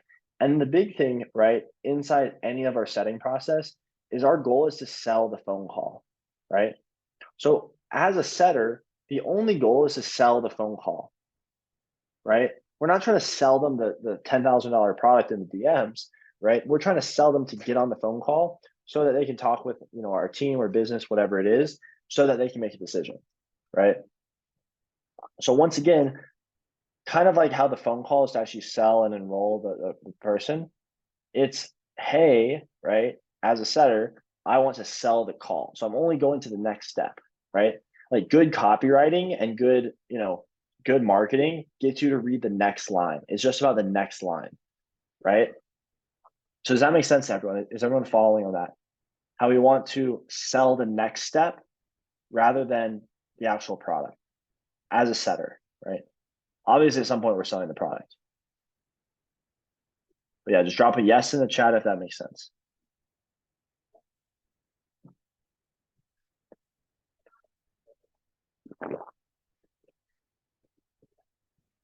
Cool.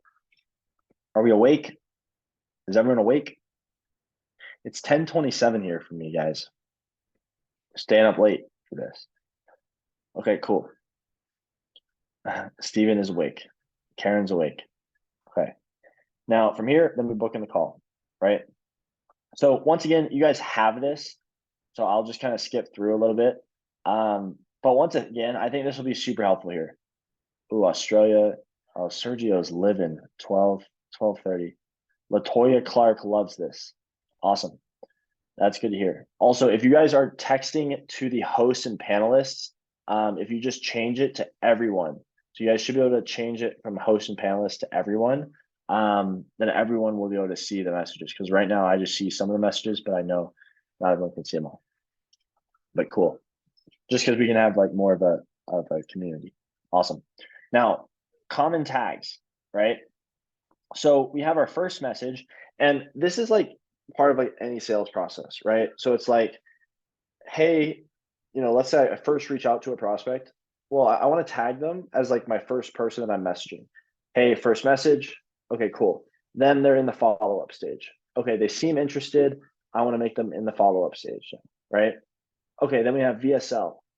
Okay, we've sent them a video, but they haven't like booked in yet, right? And then we send them a call link to book a call. So this is so important because this actually identifies the lead journey, right? So if we don't understand where they're at, right, it doesn't give us any context, right? So when like let's say for example, and I'll freaking show you guys our DMs, like it's nuts.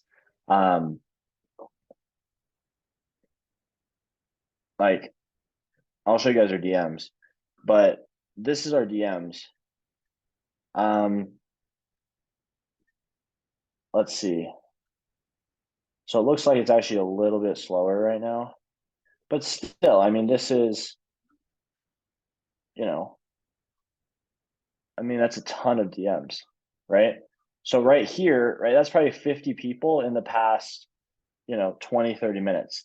So over a whole day, we'll message like 5,000 people, right? So we'll message 5,000 to 6,000 people a day, right? And the craziest thing, right, is that how do we sort through all these people, right? So the biggest thing Your DM wasn't working on my message. Kept getting the same response. But yeah, but hopefully you guys can see it's like, hey, how do we, yeah, Waylon, we'll make sure to help you out, sir. But yeah, cheers. Hopefully this is helpful. But yeah, so once again, hopefully you guys can see it's like, hey, we actually need to tag all of these, leads and make sure that, they're moving along to like the next stage, right? So hopefully that makes sense. Now, once again, right, the front lines, like as a setter, we're on the front lines, right? This is always the most important aspect of the business, right? And this is where we have all our promos or ads, like this is what the business owner has. So, as like let's say you're working on a sales team and there's multiple setters, there has to be organization, right? Like with any pipeline, there has to be organization because without organization, then it's going to be really hard to like, keep up and follow up, right? So if everyone can let me know their biggest takeaway, their one biggest takeaway in the chat now, right? So we've kind of gone through all this, but let me know y'all's biggest takeaway from this so far. Is it, what's most important? Is it follow up? Is it responding quick? Is it tagging? What is the biggest takeaway so far? Because I know there's a ton of information, so I want to make sure that everyone's learning something here.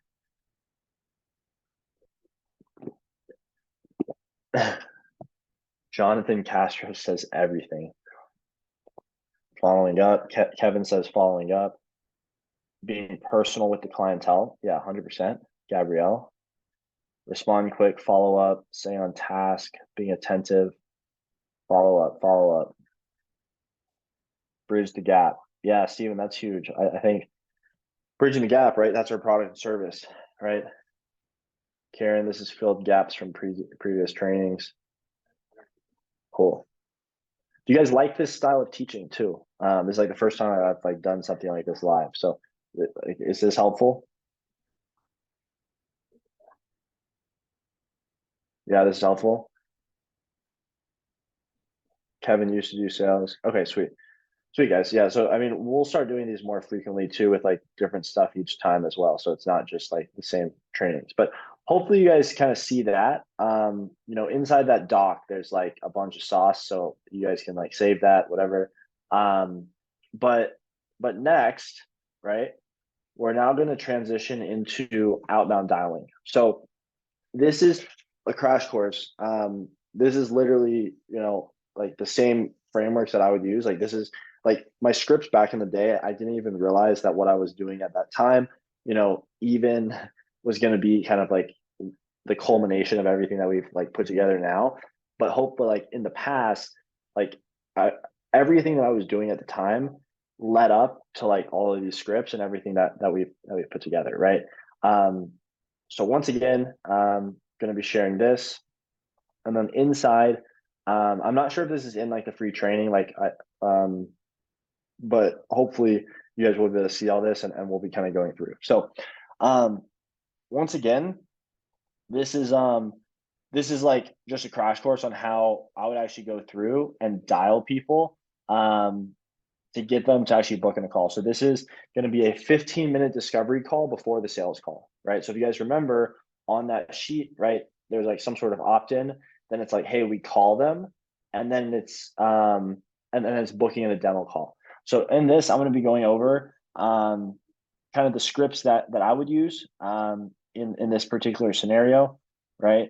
And then also we're going to be using a real example of a product. So if someone wants to drop a product example in the chat, I'll kind of go through. I'll pick out a product that I want to run a script on with you guys, and then we'll also be able to kind of hop through. So you guys can just drop some product ideas in there in the chat, and I'll pick something here shortly. Now, general customer journey, right? So once again, let's say someone opts in. So this is our website. I think we've changed it now, but like for people that wanted to like work with us before, they put in their info here, etc. Right? We take them from like an opt-in page. So this opt-in page, we take them to a VSL. So this is a video sales letter.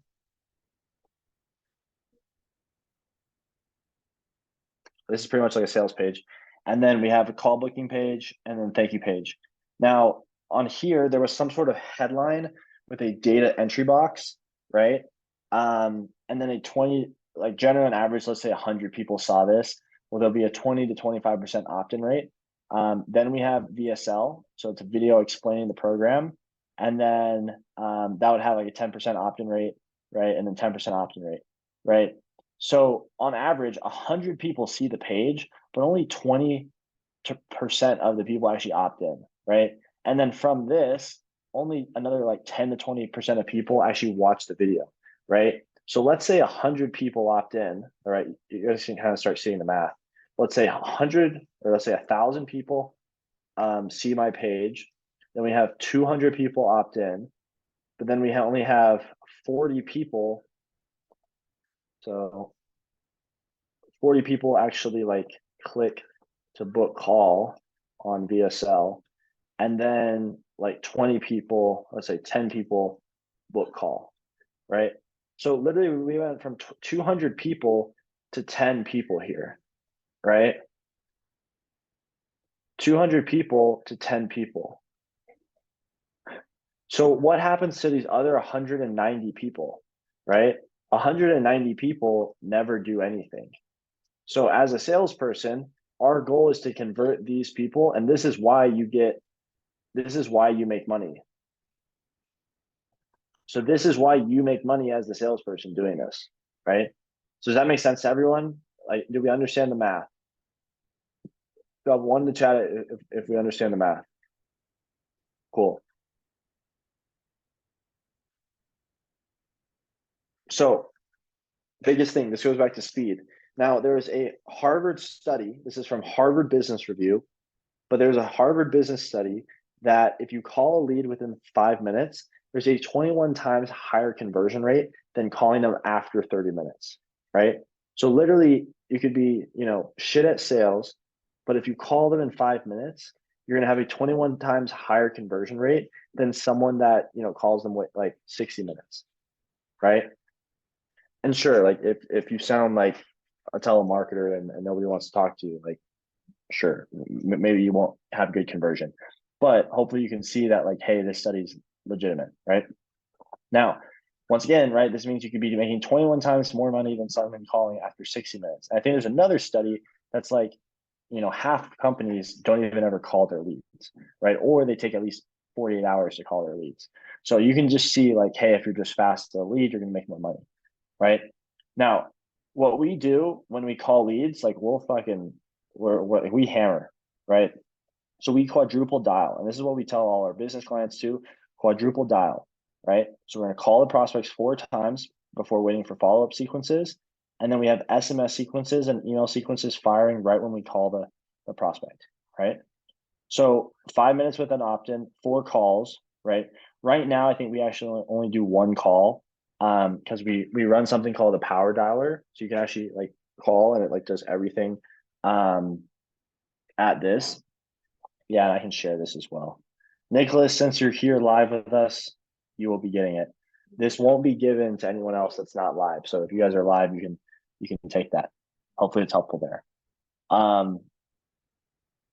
Cool. But yeah, hopefully Nicholas, that's helpful. And then these are the messages we send, right? So right when we call, it'll be like, hey, it's just John from XYZ company.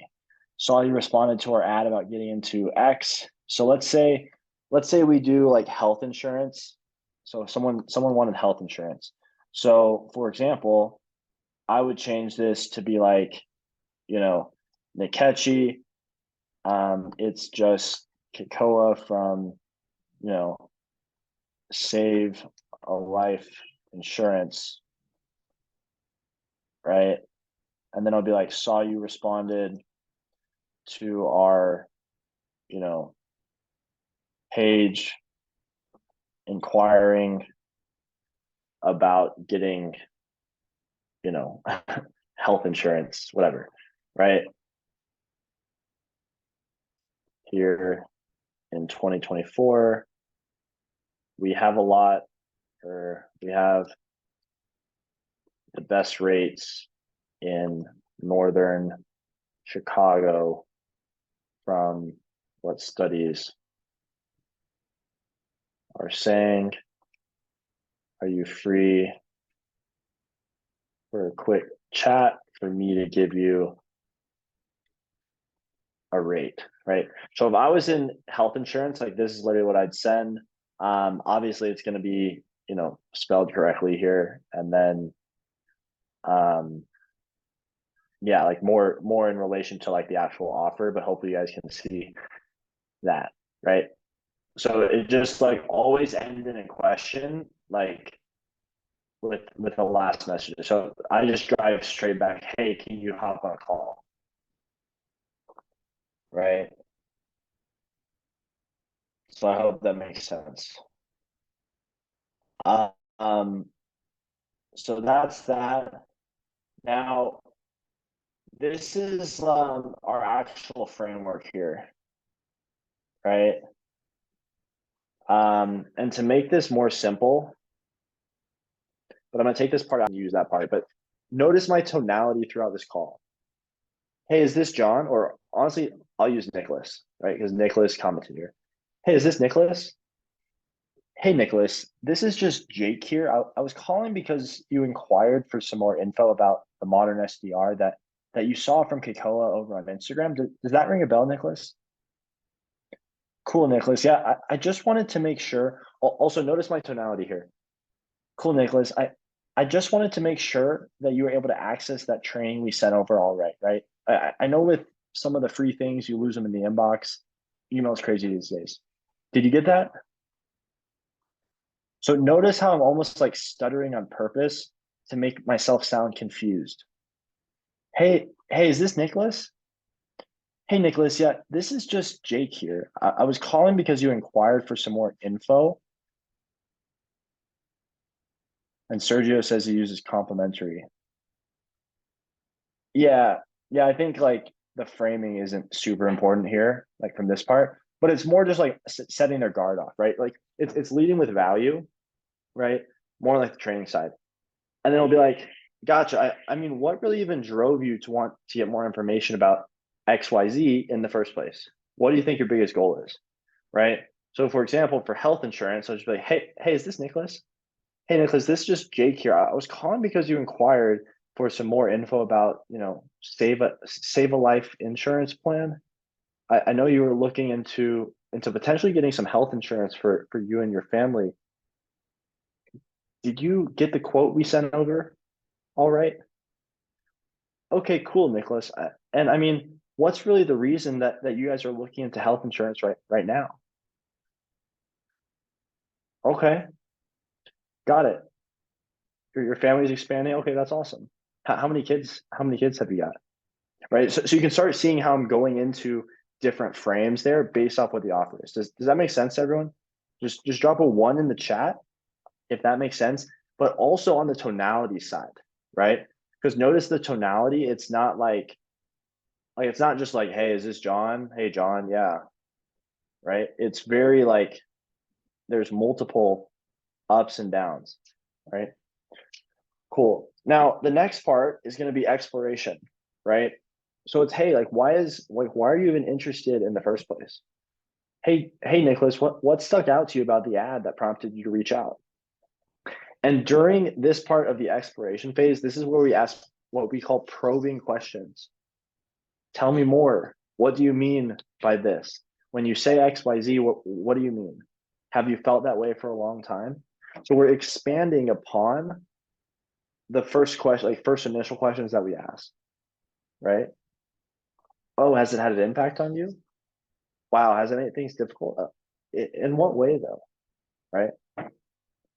So that's going to be our exploration phase. Now, once again, right, this is current situation, and then now it's going to the desired situation, right? Gotcha. So you mentioned, XYZ, right, which seems more in the short term. What's the long-term goal, right? How much money would you be making, or what would you have to be making to replace what you're making full time? Okay, and what are you doing for work right now? Is the goal to transition out of that? Oh, has that put you in a tough place financially? Right? So we can start seeing how we can unpack that a little bit more, right? If yes, how did those programs go? Oh, they went poorly. How so? What happened? Okay, what has you looking into something like this now? So once again, you can start seeing how the questions we're asking are all related back to the seven, beliefs that a prospect needs to buy, right? So you can start seeing, hey, okay, we talk about finances here. Okay, we talk about desire, right? Oh, have you looked into other programs before? Oh, how did those go? Oh, you were scammed? Oh, can you tell me more? What happened? Based off what you've seen so far about us, does this seem like a scam? Right? So you can start understanding where their level of trust is at on the scale, right? And then support, right? Oh, I mean, do you have a family right now? Well, what does that look like? Oh, cool. Is your wife's husband supportive of you? Do they know you're kind of looking into this online space? And then we have cost of inaction. Cost of inaction is really good questions here, right? Gotcha. So I guess what happens if you don't make a change? Oh, do you feel like you'd be stuck in the same dead end job? Oh, wow. I mean, how does that make you feel? Right? So really getting into pain here. Does that make sense to everyone? Are we all clear on this? Do we understand kind of like this is pretty much all of exploration of the scripts and then like expanding upon that. Does that make sense to everyone? Cool. Steven's a yes, Karen's a yes, Sergio's yes. Awesome. Calvin's a yes. Sweet. So then we can bridge into the transition, right? So right here, I'll be like, okay, Name, earlier you mentioned you wanted to make X amount of money and do XYZ. Is that correct? Cool. And if you had the proven roadmap to get there, I mean, do you feel like that's something you'd want to explore a bit more? Great. I mean, if you're open for it, I'd love to walk you through, how we're actually able to help people like just like you achieve those goals. Is that something you're opposed to? Now, why do we say, is that something you're opposed to?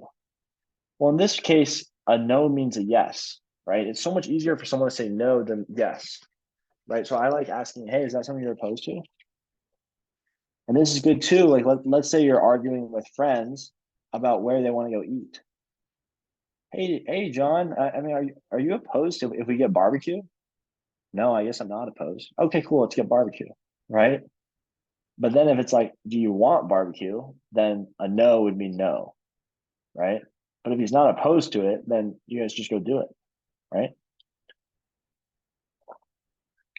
So then once again, right, we kind of transition into booking a demo.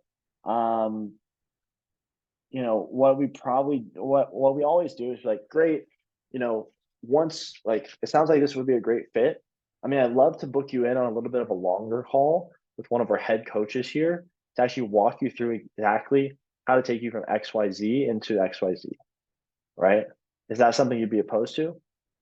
Great. So I have his calendar open now. I, when works, either 1 p.m. or 3 p.m. EST to book in a time to speak with him. What time works? Okay, cool. I got you in for 2 p.m. Did you receive the calendar invite? Awesome. I'm gonna send over some more resources for you as well to check out. Did you get those? Cool. Right. And then generally we'll have some sort of like financial qualifier there. Um, right. So let's say, for example, so I'll be like, cool, if everything were to make sense, Name, and we showed you the exact skill sets to begin increasing your income to 5, 10, 20K a month, would you say you're in a position right now to invest in yourself? Cool. How much funds do you have set aside to really get going? Right. So for all of our sales training programs, it's multiple four-figure investment, right? Like sometimes people just don't have money to work with us, right? So that's why we have to add the financial qualifier in because, the sales call takes time, right? Like, okay, gotcha. John, and right now I know you mentioned you were making XYZ amount. I mean, how much exactly could you invest into something like this? Of course, if you saw a clear roadmap to hit XYZ goals, right? So it sounds like, it's not like a sleazy way of saying it. It's like a nice way of saying it. And also like relates in, hey, you're here now. This is where you want to go. Hey, if you saw this as a vehicle to take you into this, is this something you would do, right? So then, right, we'll pretty much book them into the next call and then go from there. Does that make sense to everyone? Were there any questions right there? I guess just drop a 1 in the chat if that makes sense. Or if you guys have questions, just let me know.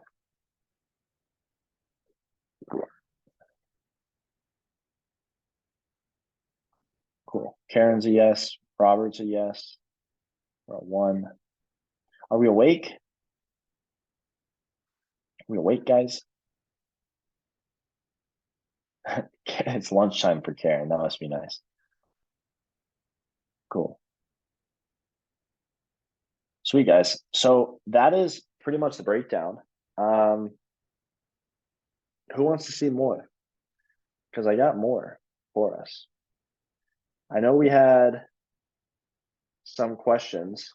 Rebecca Colligan wanted to ask, are you going to tell us where to find these products? This is from Rebecca.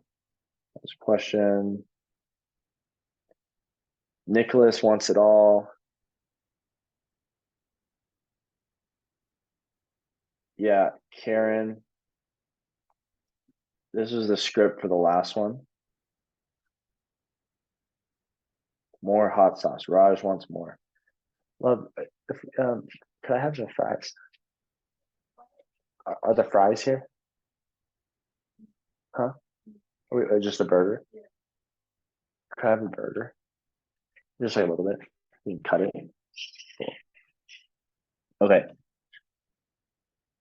Sweet, guys. So everyone wants more. So let me pull up. Thank you. Let me cut a little bit, maybe. I'm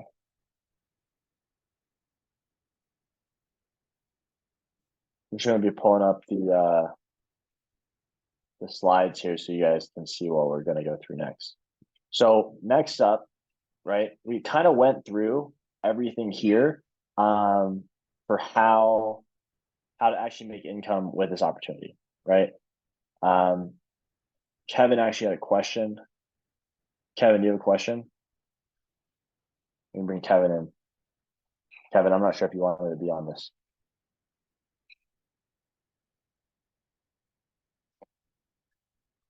Okay. Kevin, I guess if you want to have a, I guess if you want to ask a question, you can ask in the chat. But cool. So once again, we just went over how to make income with this opportunity within the next 7 days. Now, we need to understand how do we position ourselves as an expert within this little known recession-proof industry, right? So you guys want to see how you can position yourself as an expert and actually land a role? Thank you, baby. Appreciate it. Cool. Sweet, guys. Well, let's hop right into that. Okay, Kevin wanted to ask where to find product. Well, that's exactly what we're going to be going over. So how do we actually find opportunities? How do we find the opportunities? That's what we're going to be going over.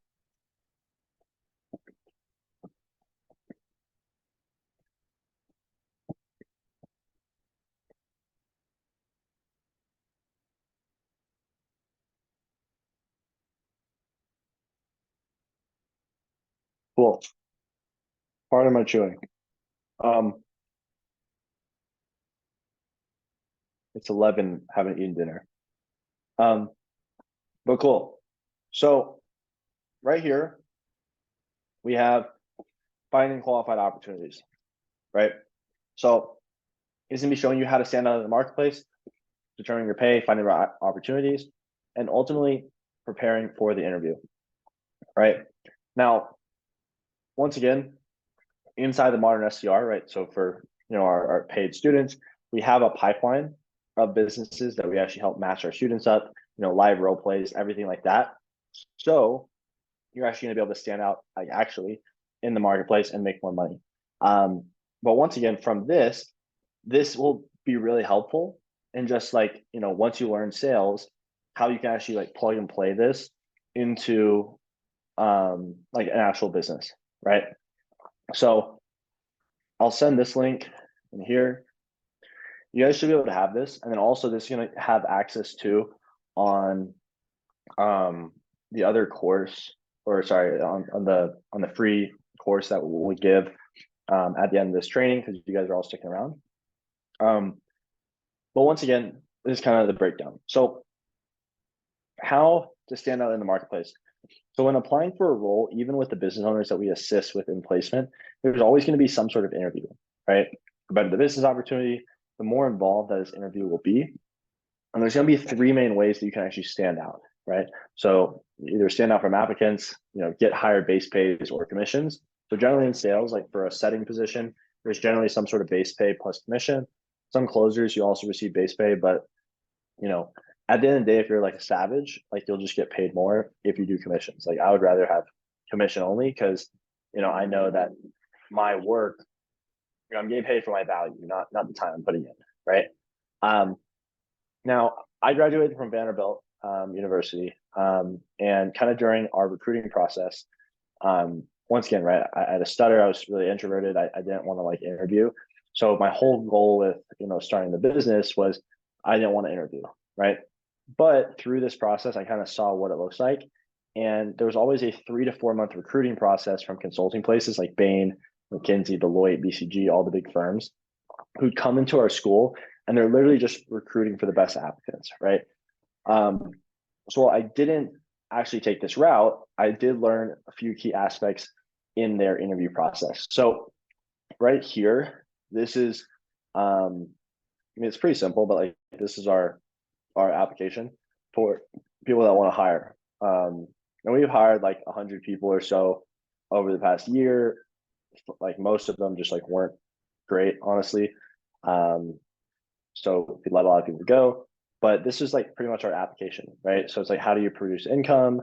What has you looking for a new sales role? Why do you want to join our industry, right? What relevant work-life experience? And for us, right, we've been doing this for a while now. So like, I only really want trained reps that have like 3 or 4 plus years of experience.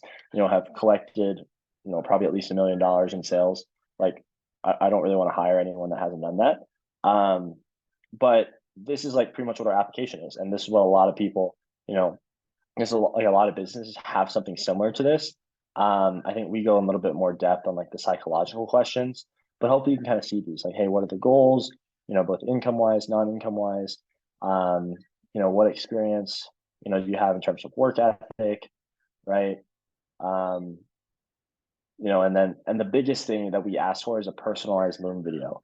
So if you guys like kind of the way that we help students stand out is, and how I would suggest to stand out is always sending like a personalized video, because that's going to just quickly show the person you're applying to, hey, this is like who I am, this is how I stand out. Like if you have very clear like communication cadence and really well spoken, that's going to go a long ways and get your foot in the door, right?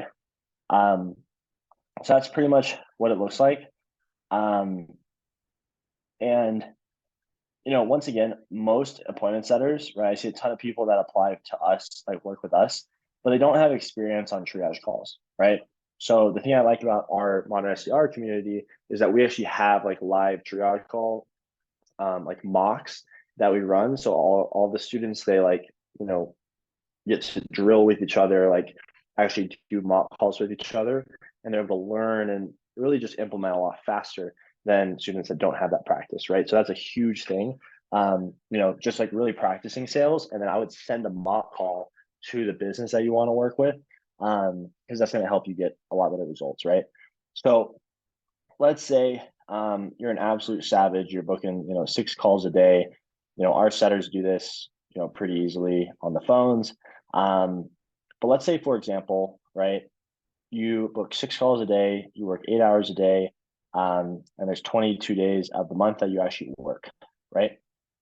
For this example, this would be 132 calls that actually show up, right?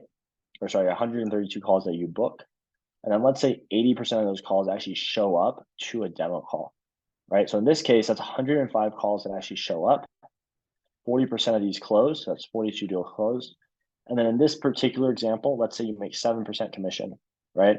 So sometimes this might be lower, like higher. It kind of depends on the offer. Let's say it's a 5K offer, 7% commission. You make 350 per closed deal, right? That's 14,700 a month that you'd be making in this particular example, right? Now, let's use a different example. 3 book calls per day, 4 hours per day, 26 days a month, 78 book calls, right? On this percent, right? Let's say 80% show, 62 calls show up, 40% close rate. So of the 62 calls, 40% close, 25 deals, right? So then once again, 350 times 25 is 8,750 US there, right? So does that make sense to everyone? Are we starting to understand, hey, a lot of, the money that is made kind of depends on the business as well, right? Because if the business is better, then we don't necessarily have to be amazing at sales. It's, this is a better opportunity vehicle and we're able to make more money here. So does that make sense to everyone? Just drop a 1 in the chat if we're following along with that, right? Because I'm going to be showing you guys how you can find better businesses and better opportunities here shortly.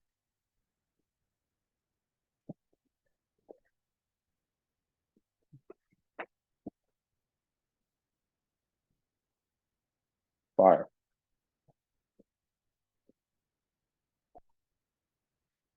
Now, how do you actually find the right opportunity, right? Well, there's 3 main components of a great opportunity.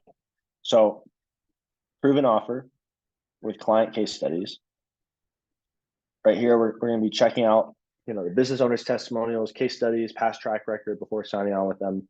And you want to confirm that the business owner is going to be a great, good fit for you, right? If the business owner is like, yo, you have to work 12 hours a day, 7 days a week, right? Like, probably not going to be a good fit if you're wanting something part-time, right? So kind of the questions will show you what to ask on the sheet should be helpful as well. Now, inbound lead flow, right? So ideally, this business owner has 500 to 600 leads coming in per month, either via Facebook ads, Instagram shoutouts, LinkedIn ads, like all this stuff, right? So you want to make sure that there's at least 500 to 600 inbound leads. And that's one of the questions you want to ask the business to make sure that there's going to be enough opportunity for you. Because if there's not enough opportunity, then you're not going to make money as good as sales as you are, right? So that's kind of what it looks like, right? And then also like make sure it's a good culture fit. Like if I like fitness, I might work with a fitness company. If I like the makeup products, maybe I'll work with maybe a beauty company, right? Kind of depending on what you're looking for, right? Now, and this is all made for like students in the modern SDR, but we have like a whole mock call process. You get certified, you get placed with a business inside our ecosystem. But when you're reaching out, let's say you guys decide to go off on your own, you do this. I would reach.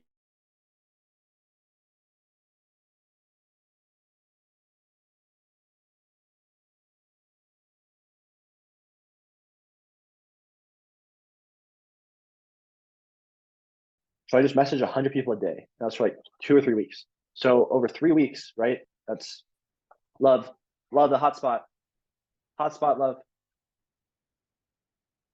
Maria, the hotspot, please.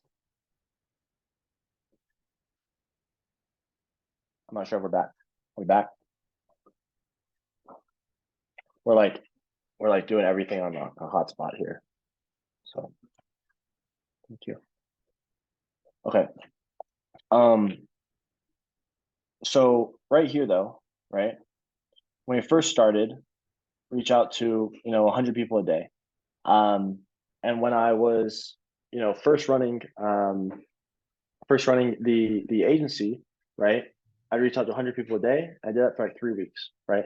So over 3 weeks, 21 days, that's 2,100 people that I would reach out to. And of that, I'd say probably 50 people responded. So, 2,050 people didn't respond. 50 people responded, like 40 of them told me like, hey, I'm not interested, like kindly never message me again, right? 5 people were like super rude. And then like I hopped on the phone with like 5 people. So from 2,100 people, hopped on with 5.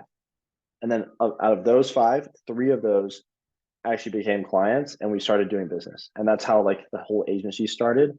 And one of those people was Bridger, right? That we talked about earlier, right? Bridger was one of those people. So once again, this is a volume game, right? I would do 100, like if you can, 100 people a day for like 3 weeks, right? So if you just do that, like most people won't do that. And that's why most people don't get results, right? But if you just do that, you'll be ahead of most of the people. Now, what we mainly do is we'll comment on job opportunity posts in module 5.2, right? So I gotta find this one real quick. Let me pull this up. But inside here, right, we're actually gonna have our business pipeline sheet. Now, once again, this will be inside our training portal as well. But this is going to be Facebook groups for high ticket setting and closing offers, right? As well as a bunch of different business owners on Instagram, right? That we just like found. So once again, you guys should be able to access this, but this is where you can actually find sales roles and sales gigs. So this is like literally like 100 different groups that you can actually go through and use to actually, find a role that could be a good fit for you, right? Now, how do we actually reach out to these people, right? So let me close off this. But how do we actually reach out to all these people? Well, inside this, right? I might say something to a business owner, right? Hey, name, I loved your recruiting post. It's a great thing going, and I think it's awesome how you solved. I just wanted to reach out and see how I can assist you on this sales offer. Are you available tonight or tomorrow to run a quick mock call or interview to see if this would be a good fit? So that's where I'd send in a text format. And then I'd also, right, actually have a video that I'd send as well. Hey, John, this is just Kekoa. I want to shoot you a quick video regarding XYZ offer. It seems like you have a great thing going, and I think it's awesome how you solve X problem for X prospects. Let me know when a good time is for you to chat, right? And that's going to be on a video, right? Now, from this, I'd reach out to internal networks with the above process and utilize that in order to find new opportunities. And then similar to, the setting process in terms of KPIs, which are key performance indicators, I'd make sure to hit at least 50 business owners a day with outreach messages and, really just go through and crush it with that, right? So does that make sense, everyone? I feel like I'm kind of going through quick here, but does that make sense, everyone? Are we all on board with that? You can drop a 1 in the chat or a yes. That makes sense.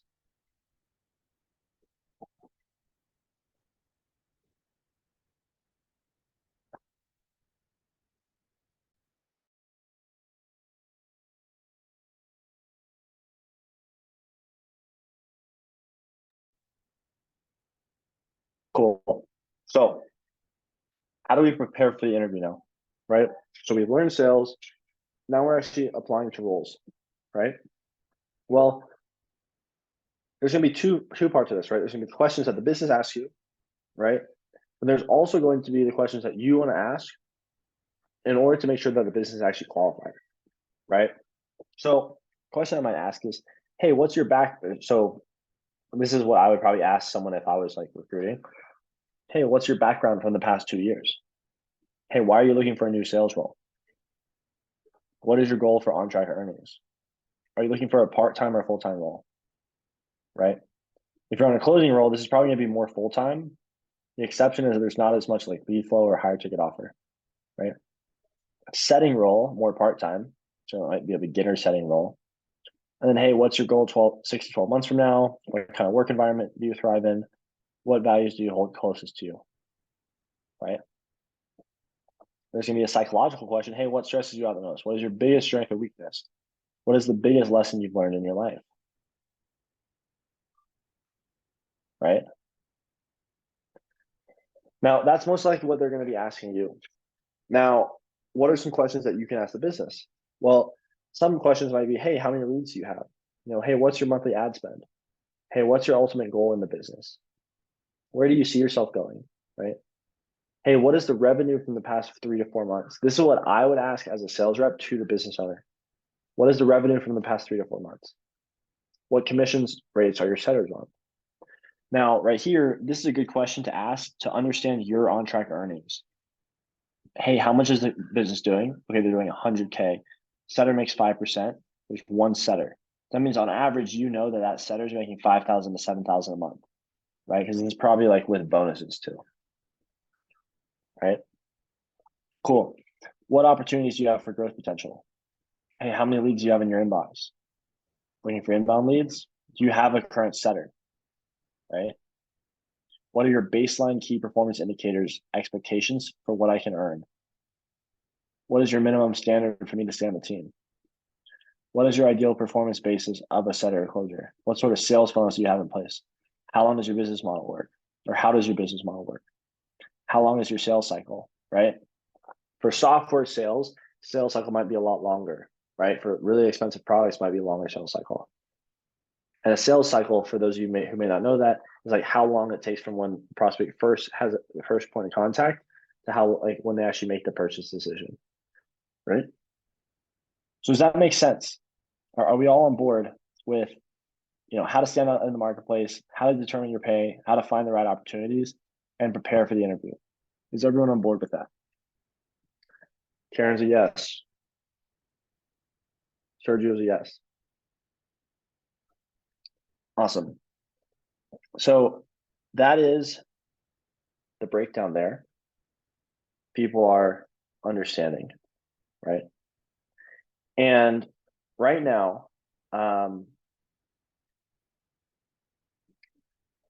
want to let you guys know that if you would like to actually learn a little bit more about how all this works, how you guys can actually start, having a more handheld approach with this as well, I'd like to also invite you guys to book in a call with our team. This will be a one-on-one strategy session. We can pretty much walk you through exactly what it would look like to actually learn all of these skill sets, from myself as well as our coaches. And you can actually book in a call on that link, right? That's pretty much, and this is going to be, either a phone or a computer. You can come to the call.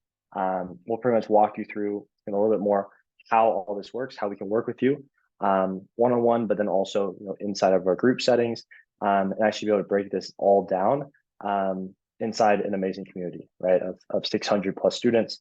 And I'll be sharing with you guys a little bit more. But so far, how are we feeling?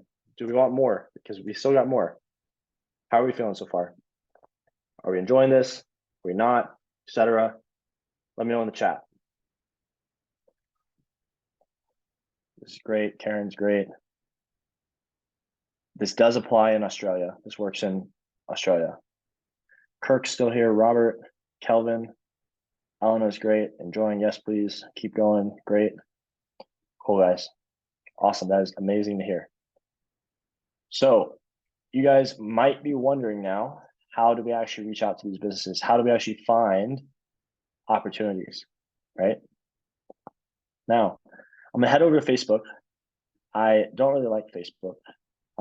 It's really distracting, but I'm gonna actually head over to Facebook and we're gonna use this guy, Ian. He's been a homie here. I'm trying to find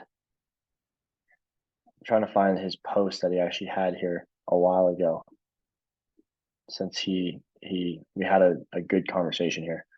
But pretty much I'm going to be showing you guys a little bit of an example for how I'd find posts. Now, once you guys join a Facebook group, sincere, Raj was saying more contact. Okay, cool.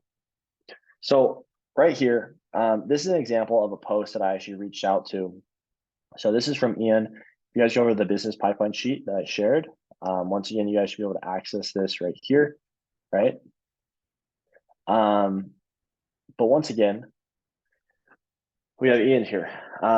So Ian, they run, I guess, a company called Closers. I've actually never chatted with this guy, but it seems like a nice guy. But inside their Facebook group, they're actually posting these opportunities, right? So right here, it says earn 10 to 40K a month. And if you guys want to see more of these, you can literally just like rip from any of these here. Once again, the best opportunities I wouldn't even say are on Facebook. It's going to be from your own network, kind of doing your own outreach.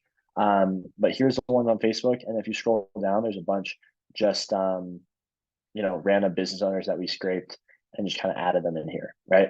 But now once you're actually reaching out to a business owner, right, you can kind of see like the quality of the job post, right? So obviously higher quality, more money, there's going to be more applicants, right?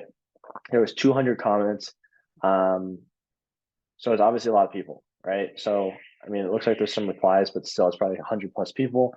And from this, right, this is like what they're actually saying on the recruiting side. Hey, you earn 10 to 40K a month, right? Our company's called onecallclosers.com.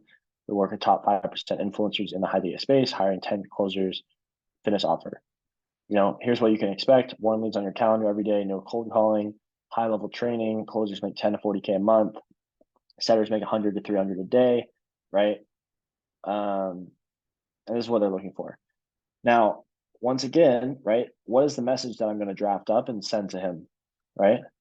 Well, if we remember, I want to send something like this. Loves your recruiting post talking about XYZ offer, right? I think it's awesome how you do XYZ, right? So what I did is I went to his post and be like, hey, Ian, loved your post about the fitness high ticket closing offer. Seems you have a great thing going. And I think it's awesome how you help normal people reach their fitness goals, especially into the new year. So this is January 5th. So I referenced the new year. I saw you've worked with Robbie Blanchard, right? Now, he doesn't mention Robbie Blanchard anywhere on this post, right? Which is good because, right? I actually checked out his website. I don't even know who I've never heard of this guy, right? Robbie Blanch.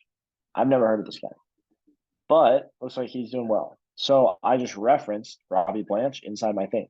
Hey, I saw you've worked with Robbie Blanchard at One Call Closers.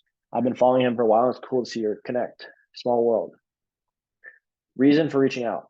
So right here, like this is literally like, hey, we have 600 students. I'll like see how we can help place our students.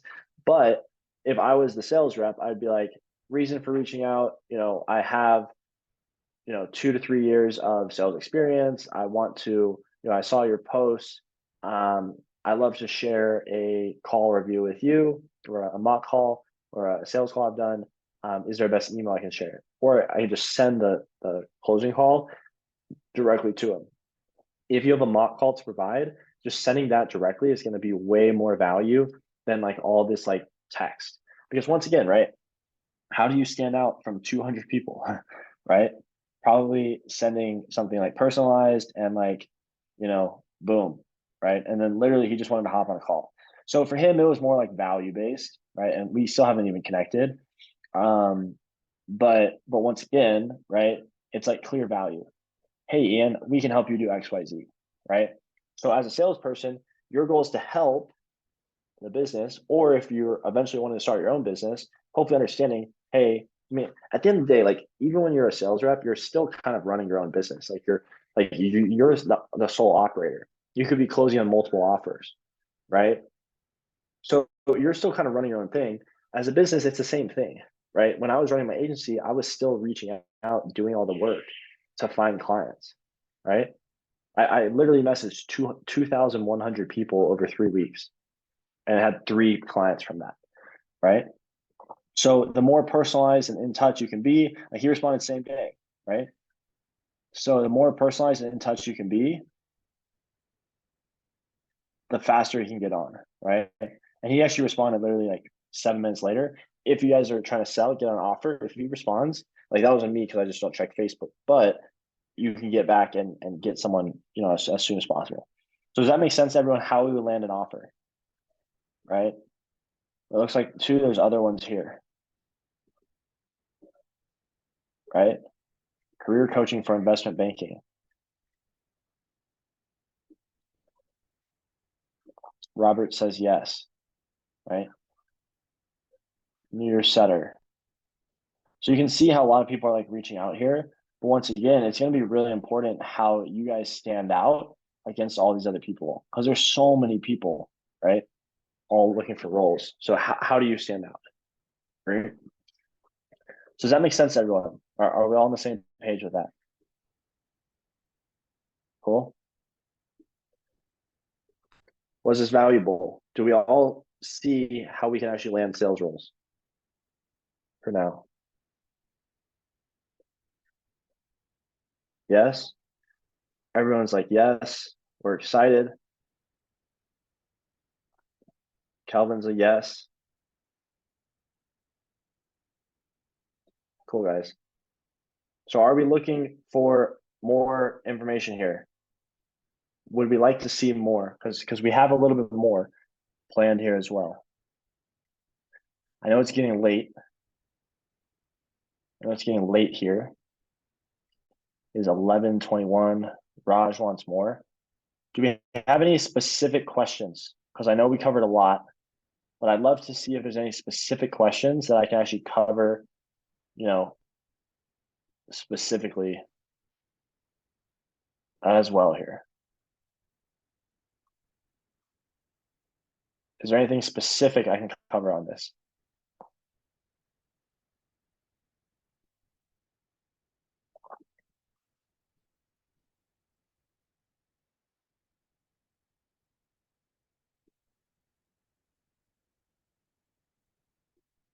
Just seeing how else we're feeling here.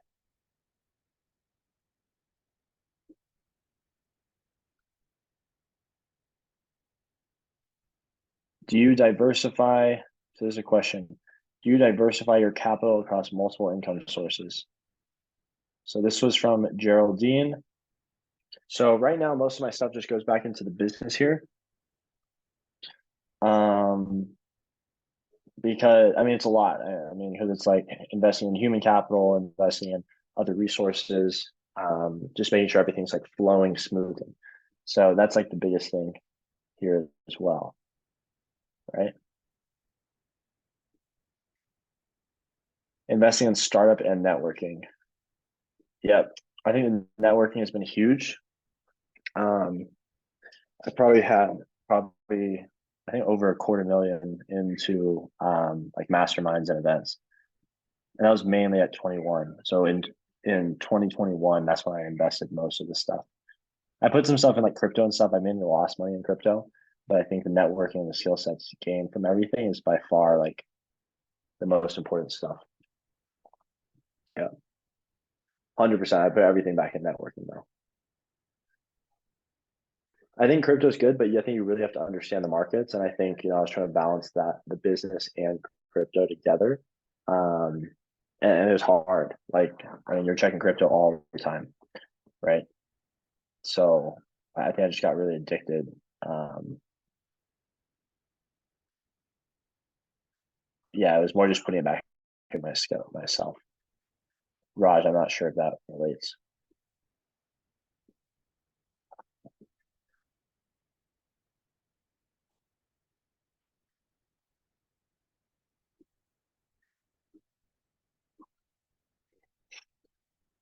Cool, y'all.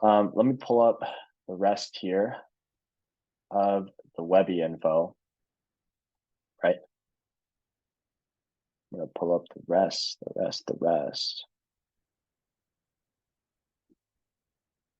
me see. We're gonna hop back in through.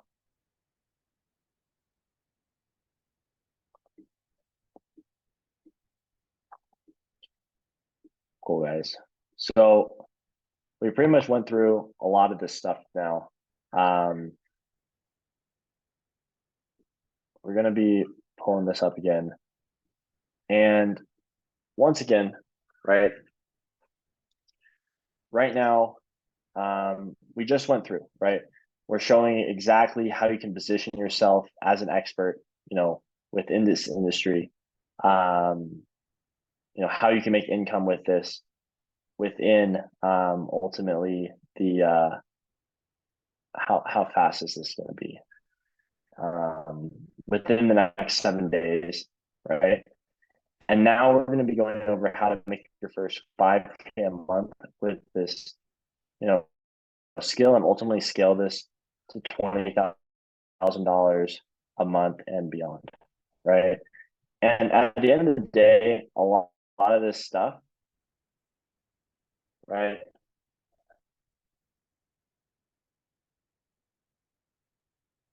Let's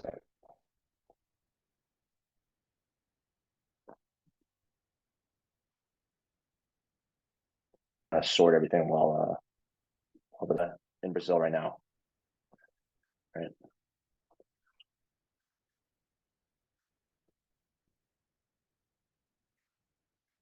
Yeah, Nicholas, where are you located? We're in Curitiba right now. So,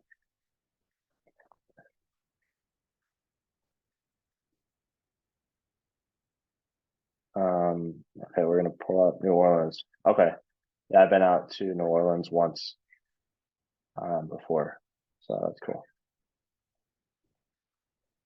Okay, sweet guys. So I believe we're good to go now with this.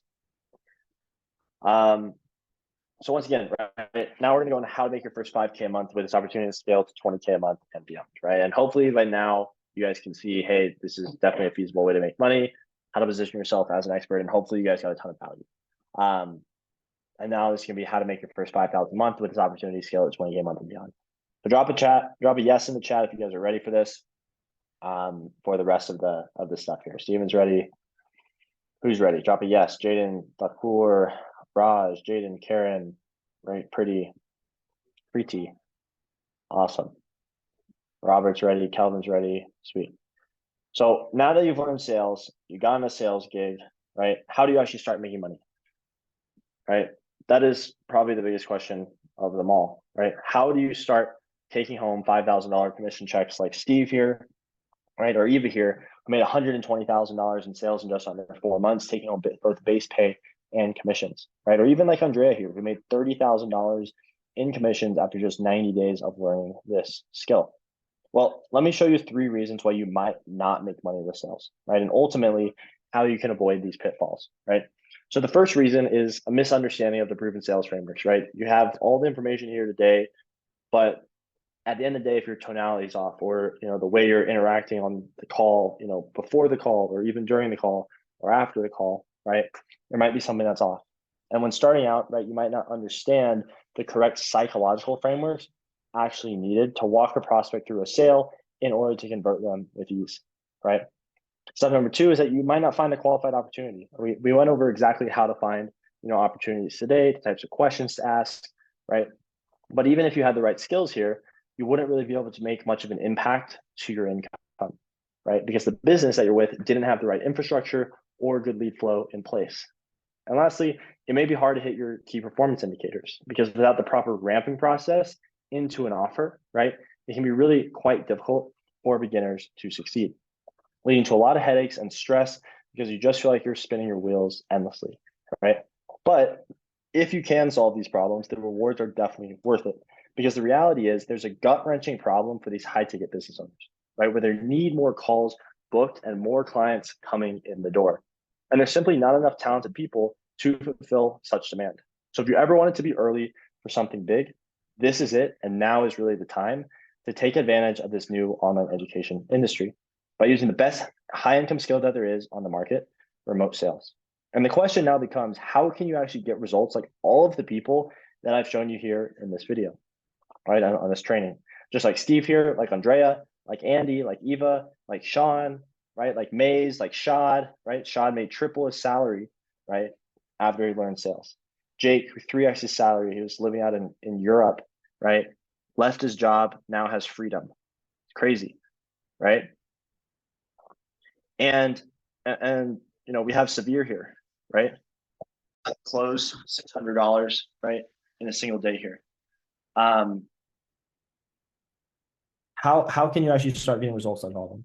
Well, the first option, right, is to take the information I've given you today and really just try to figure it out by yourself, right? And this is definitely a viable option. And if you feel it's best suited for you, please go ahead. I mean, I gave you all the trainings, right? And you just watched, 2 to 3 hours here of the training here. And I'm also going to be sending you another 5+ hours of training as well here shortly.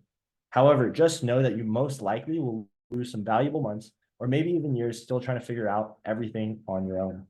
And long term, it's probably going to be more expensive, considering that you might miss out on all the extra money that you could have made from starting out the right way from the beginning. And finally, right, your chance of quitting just goes way up, right? Most of you will likely take the information here today and not implement, right? So if you get stuck and you don't have support, which is why I created the modern SDR. We kind of touched on this, before, but this is why I created the modern SDR, where I take you by the hand to learn remote sales, find qualified business opportunities, position yourself as an authority, utilize our own plug and play 7-figure scripts so you can print cash in this booming new industry, right? And scale your income to $10,000 a month and beyond, right? Because when you do this with the help from experts who have walked the path that you want to go down, it not only goes faster, but it also ends up being cheaper in the long term. And a bit of well-placed advice can get you unstuck and give you the financial confidence by having a proven process to follow, right? And not to mention, it's a lot more fun to do it this way. So let's take a look at what's inside of the modern SDR. Are you guys okay if I show you what is inside the modern SDR? Just drop a yes in the chat if you guys are ready for that, right? We've made it 2.5 hours, so cool. Are we all excited to see what's in? And at this point, if you think there's no way, that you want to purchase anything, I totally understand, and that's all right. However, I am going to ask you to stay for 2 reasons here with us on this webinar training, right? The first reason is that if you stay until the end, I'm going to be giving you a way to actually get started with us for absolutely 0 risk. And the second reason here is that regardless of if you want to take advantage of this offer, I still want you to see what's inside so that if you decide to go off and do this on your own, you still have a solid roadmap for what I would do if I were in your shoes. Does that sound cool? Is that fair? I guess just drop a yes in the chat, or cool. That sounds cool enough. Fair? All right. Yes. Calvin's a yes. Cool. See, the modern SDR is way more than a course. It is a thriving ecosystem of students, coaches, and other winners online, all creating a remote income with the best high income skill that there is, right? With infinite earning potential. See, most of these other gurus, they pitch you another course, you're thrown into the dead community, right? With no support, no coaching, and really no guidance at all, right? When you need help. So instead of throwing you out to the wolves, like how 99% of the marketplace does after you buy their program, you'll be jumping on a one-on-one personalized onboarding session with your head of student success to best prepare you to win, right? So right now, Maria's helping out. We also have Sierra on the team, right? And then you'll gain access to our heartbeat community of other students so you can actually share your wins, stay motivated, right? I think we just surpassed like 670 students today, so it's crazy, right? Where you can also hone your craft with our coaches on the daily, right? Gaining access to 120 plus hours of step-by-step training, live sales call breakdowns, coaching calls. We have like 70 hours of coaching calls, on there from the past year, and where we really cover in extreme detail the whole process behind nurturing leads, selling, handling objections, finding qualified opportunities, getting paid, scaling your income, right? And research also shows that the primary indicator for student success is not the content itself, but rather the level of involvement from the community, which is also my personal favorite part about the whole modern SDR ecosystem, right? Inside the modern SDR, we're not only going to give you everything that you need to make the first 4 to 5 figures per month, but we'll also walk you through step-by-step on a 3 weekly live trainings, right? You can see Patrick in here. Patrick's right here with some of the students inside the program. And it's back in March. We only had like 240 people, but it was great, right? And that's to almost guarantee your success. Literally, you'd have to be sleeping during these coaching calls if you didn't have success here, right? Now, during the program, there's 5 phases that we actually break things down to best optimize for your success, right? So phase 1 is the Setter 101 crash course. So it's gonna be a lot more in detail than what we went through here today, where you get to learn how to connect with prospects on a deep level to take them from unknown to cash in your pocket, right? Step number 2 is to learn our remote triage syntaxes with both 7 and 8-figure businesses and everyday normal people use to print cash, right? Step number 3, business operation and KPI analysis. You're going to understand the business operations and analyze key performance indicators to properly choose opportunity vehicles to scale your income to $10,000 a month and beyond, right? You're going to see the inside infrastructure of our 7-figure business and learn how the pros operate.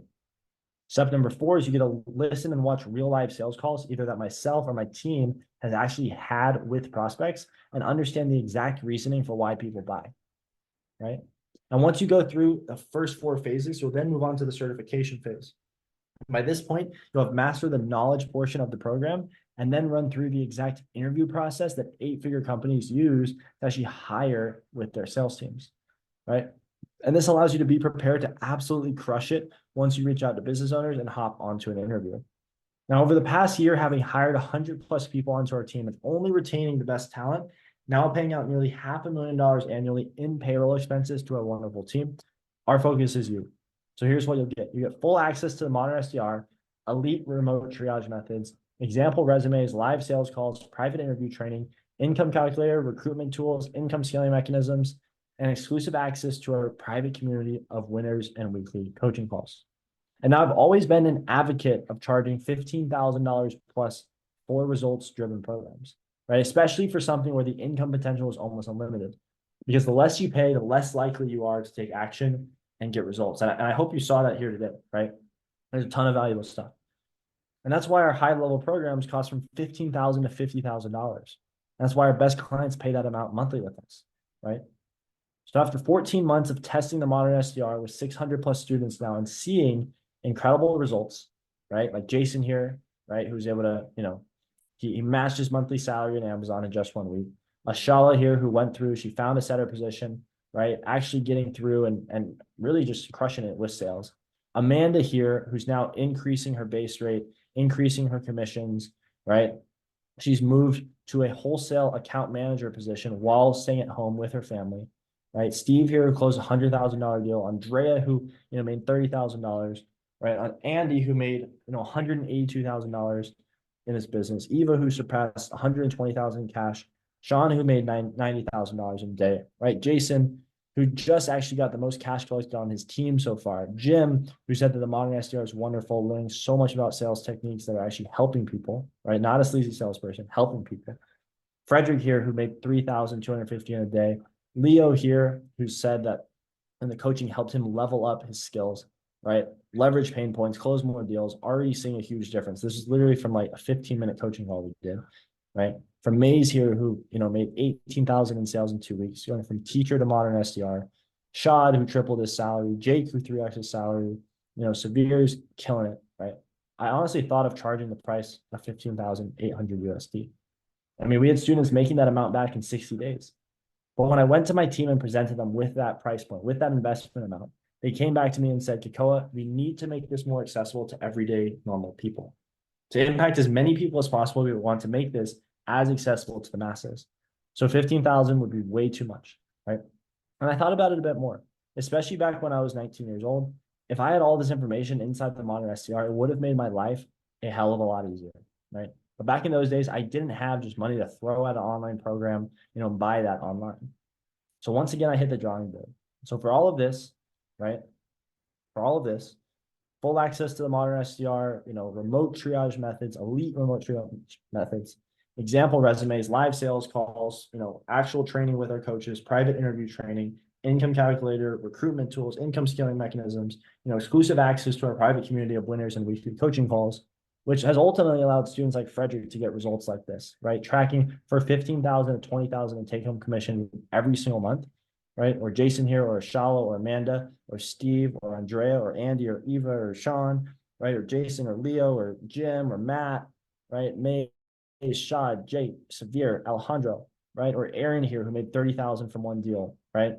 With 7,500 cash collected, or Sean here, or Andy here, right? I'm going to be giving you complete access to the modern SDR for not even half that amount if you go and book a call here on this page, right? Now, pretty much, if you want to learn more about how you can start tapping into this industry within as little as the next 48 hours, you can actually go and book a call with our team. There's obviously an investment. But if you found what we went through today valuable, you can hop on with our team. They're amazing people, take good care of you. It'll be Alex, Ryan, Patrick, or Christian. It'll be one of them. And we're living in the best time to learn remote sales and to tap into this $500 billion opportunity, right? Which means that the longer you wait to jump into this digital gold rush, the more you could be missing out on 4 to 5 figure monthly commission checks, right? They just go away that you could be getting paid today. These businesses are currently going through this gut-wrenching problem actively looking for a solution and willing to pay top dollar. Meaning they're going to be paying someone either way, right? So if you're not the one getting paid the 4 to 5 figure monthly commission checks, these businesses are likely just going to pay someone else who took action instead. So, you know, you can either be the action taker, and all of you guys are taking action, right? But we're all here, right? But it's like, what level do we want to be here, right? And do we want to get paid the 4 to 5 figure monthly commission checks? Or we can be the complacent, right? Watching others win, never getting ahead in life. But I know that's not you guys, right? Everyone's here taking action. So thank you for being here with me today. That's awesome, right? So if you'd like to secure your spot inside the Modern SDR, I told you had nothing to sell you today. You can just simply book in a call. It's a one-on-one strategy session with our team. I know you guys hopefully know exactly how this works now. And you can, once again, right, learn how everyday normal people are using this one in-demand skill of sales to print cash, right? In this, $500 billion a year opportunity. So if you would like to schedule in a short 45-minute Zoom chat with one of our head advisors there below on that link, you can feel free to do so. And we'll pretty much walk you through, exactly what you get working with us, what the financial investment is, and how you can really get going as soon as possible with this, right? How you can learn, how Andy helped make, 182,000 a month in his business. Or Andrea here who made 30,000 in commissions, right? And I'm even going to back this up with an action-based money back guarantee. If you guys, book in a call and, do that. So like, hey, this is legit. So if you go through all of this material, right, all modules to the Modern SDR, remote triage methods, you're showing up to the live trainings, right? We have 3 coaching calls every single week. If you're showing up to those, right, you're going through all the income calculator, recruitment tools, income scaling mechanisms, you're doing the private interview training, and you apply to at least 100 job interviews. I told you today, right, it took me 2,100 people to reach out to have 3 of them actually work with me, right? But if you apply to at least 100 job interviews, you're showing us the proof of that, following the framework we show you, right? Which will literally take you less than 1 to 2 days to do. Everyone should, be applying to roles even after this, right? And you do not land a sales interview within the first 12 months of working with us, even if it's, 1 second before the 12-month mark, you're like, Kekoa, this is shit, right? And you send us an email to support at E2 influencers showing us, proof of you doing all this, then we'll refund you all your money back, right? With this, right? So if you book a call, you go through, 12 months, you're going through taking action on everything. You're like, this doesn't work, right? Which I hope from today you guys saw that it clearly does, right? And we'll refund you all the money back. So once again, who will you be, right? The action taker, the complacent, right?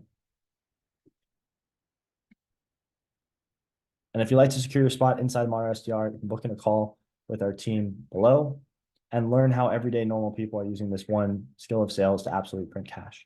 All right, you schedule in that short 45-minute Zoom call with one of the head advisors below and learn skills just helping people print money, right? And once our advisors' calendars fill up, I think there's a few more spots. I think we'll only book out until Tuesday, but it's going to be hard to get you in, right? And once again, right, if there's no spots on the calendar, it can be really hard to get you in. As access to work with us just might close up forever, right? So for zero risk to get started today, book in a short 45-minute Zoom call. We also have a variety of different funding options, right? I know finances can be tough sometimes. We have guaranteed approval for financing, so that is an option as well. So if money's tight, but you guys still, everyone was here for 2.5 hours. Everyone was here for 2.5 hours. If you're still here, you feel like this could be a really good fit, but you're worried about finances, still book a call. We have like 3 or 4 different funding options to help you get started. And we're also working with PayPal credit as well to get that sorted. If you're in the US though, we have guaranteed approval financing. So pretty much whatever credit score you have, we can help you get funded. Obviously, the better your credit score, the better, financing things we can help with. But you can still book in a time. Pretty, I know you booked in for evening. I know you're looking for evening, but Pretty, if you Preeti, if you share your email address, I can make sure we get you booked in. You can share that below. And on that call, we're going to be walking you through what you get working with us, what the financial investment is, how you can get going as soon as possible, right? And once again, for those of you who may be introverted, right, and wondering a few questions, do I need to show my face, right? The answer is no, right? And we kind of went over this earlier, right? But we have Andrea, who took a DM setting role, made $9,000 his first 30 days in the role, right? Do we have to talk on the phone to have success with this role? Once again, no, DM setting roles are perfect for you. But also, right, we're going to be showing you exactly how you can get comfortable talking on the phone, right? I went from being introverted to having a stutter for literally since I was 12, for like 10 years, right? To being able to, build what we have built now. And then for those of you who, may not have English as their first language, will this work? That's a great question. But once again, right, DM setting roles are perfect, but also the frameworks we're teaching in sales work in any language. So maybe you speak Italian, right? Well, maybe you find an Italian business to work with, and the leads you're talking to are, speaking in Italian, right? So there's still a ton of, potential with that. And also, right, there's definitely ways to actually use ChatGPT to help kind of plug in things. And we can give guidance on that as well. But that's, helpful too, like, of course, with a language barrier. I know some people might have questions about how to get paid. It's pretty easy to get paid with this role. Most people opt in for actually doing like a 1099 position. I generally suggest setting up like an LLC, getting this going. How fast do normally students make money? Once again, right, if pretty charismatic, outgoing, sales will likely be easier just because it's like people skills, right? To some degree, you have to learn emotional intelligence, you have to learn all these other things. But that's also what we're going to be showing you inside, Modern SDR. However, the way we teach it, right, we really ensure that anyone who follows the frameworks, as hopefully you guys see today, like I hope a lot of you guys just take action on the stuff that we went over today. But you can make money with that, right? We have students who make money in their first few weeks, while others take a bit longer. Some people might be asking, how do I actually find leads to sell? Well, once again, for all the businesses that you're working with and the ones we help, students get placed with, these all generally have some sort of inbound pre-nurtured leads, right? So it's not cold calling, right? It's just like, as long as you can sell, you have the proper frameworks and, using everything that we teach, you can ultimately have success. So that answers that. And then once again, right, if you would like to secure your spot inside Modern SDR, I think I just shared that email, but you can actually book in a time to speak there. And once again, right, just learn how normal people are using the skill set of sales to print cash, right? So if you'd like to schedule in that call, 45-minute Zoom chat with one of the head advisors below, you guys can do that now. And I hope from today, this was helpful regardless. But yeah, I guess, are there any questions? Do we have any questions in the chat below? That's pretty much what I got from you guys today. I hope that was helpful.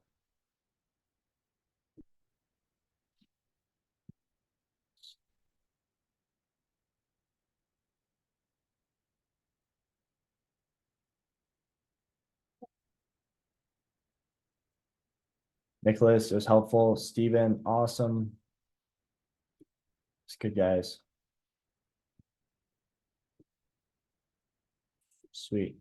Karen, awesome.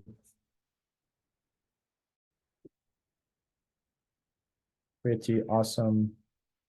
News was helpful. Raj, helpful. Sweet. Kelvin, awesome. And yeah, guys, if we hosted something like this again with different trainings, is that something that you guys would be interested in?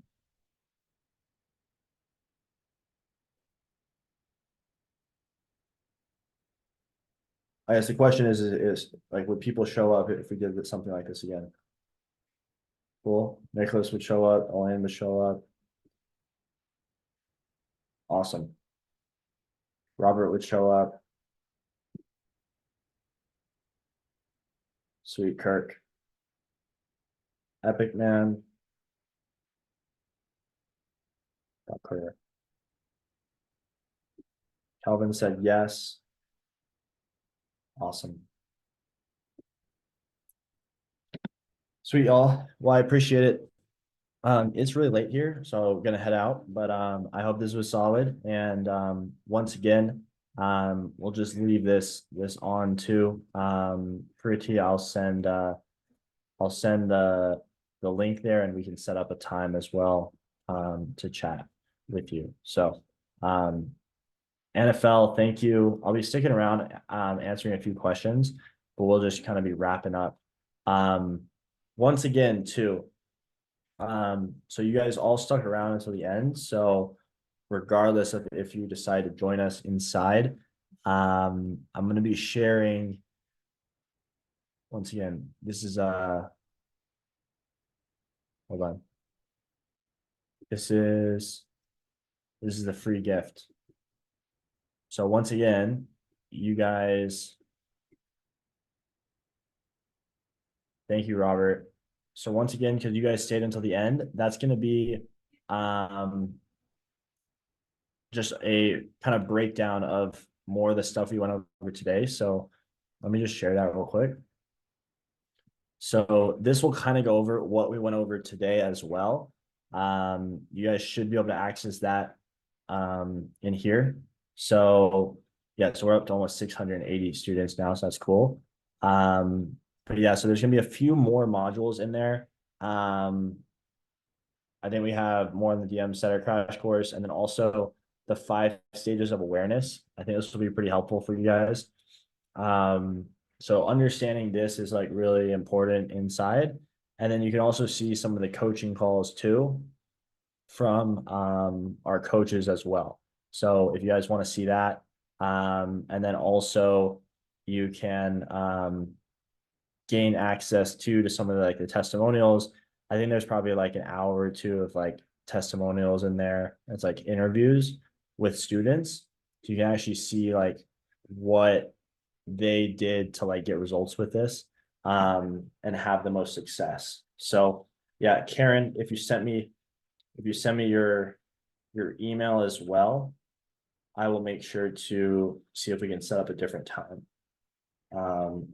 Karen, if you send me your email and we can set up a different time to chat about the program and get you started with us.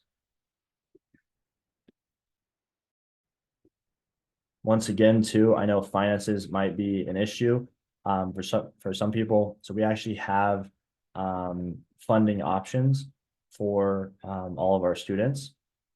So if you're from the US specifically, we can get you started with this and move forward.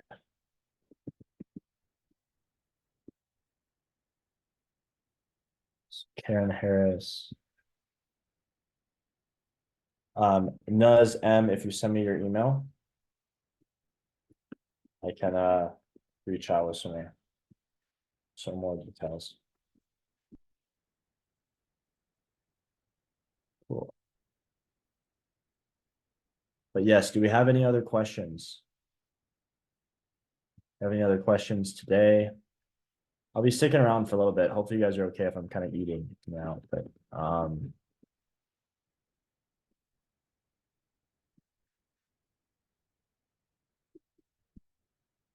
Geraldine, Karen, have a good night. Thank you. Nuz, Geraldine, I got your email.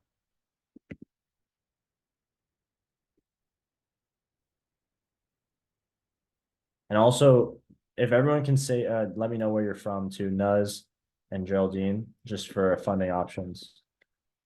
Yeah, Robert, have a good night. Nuz is in Canada. Okay, Nuz, we have funding options for Canada too.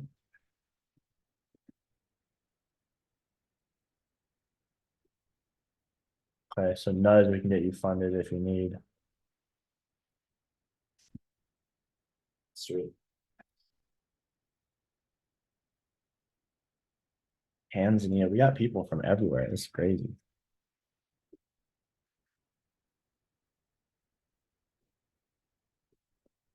But yeah, once again, you guys should have access to the SDR initiative stuff. So if you guys go into that program, Geraldine's in Haiti. Okay. Robert's in Florida. So once again, you guys can do that. And then if you want to book in a call, to pretty much be to like, see what it really looks like, to get started with us. You can book in a call right here as well. Cool.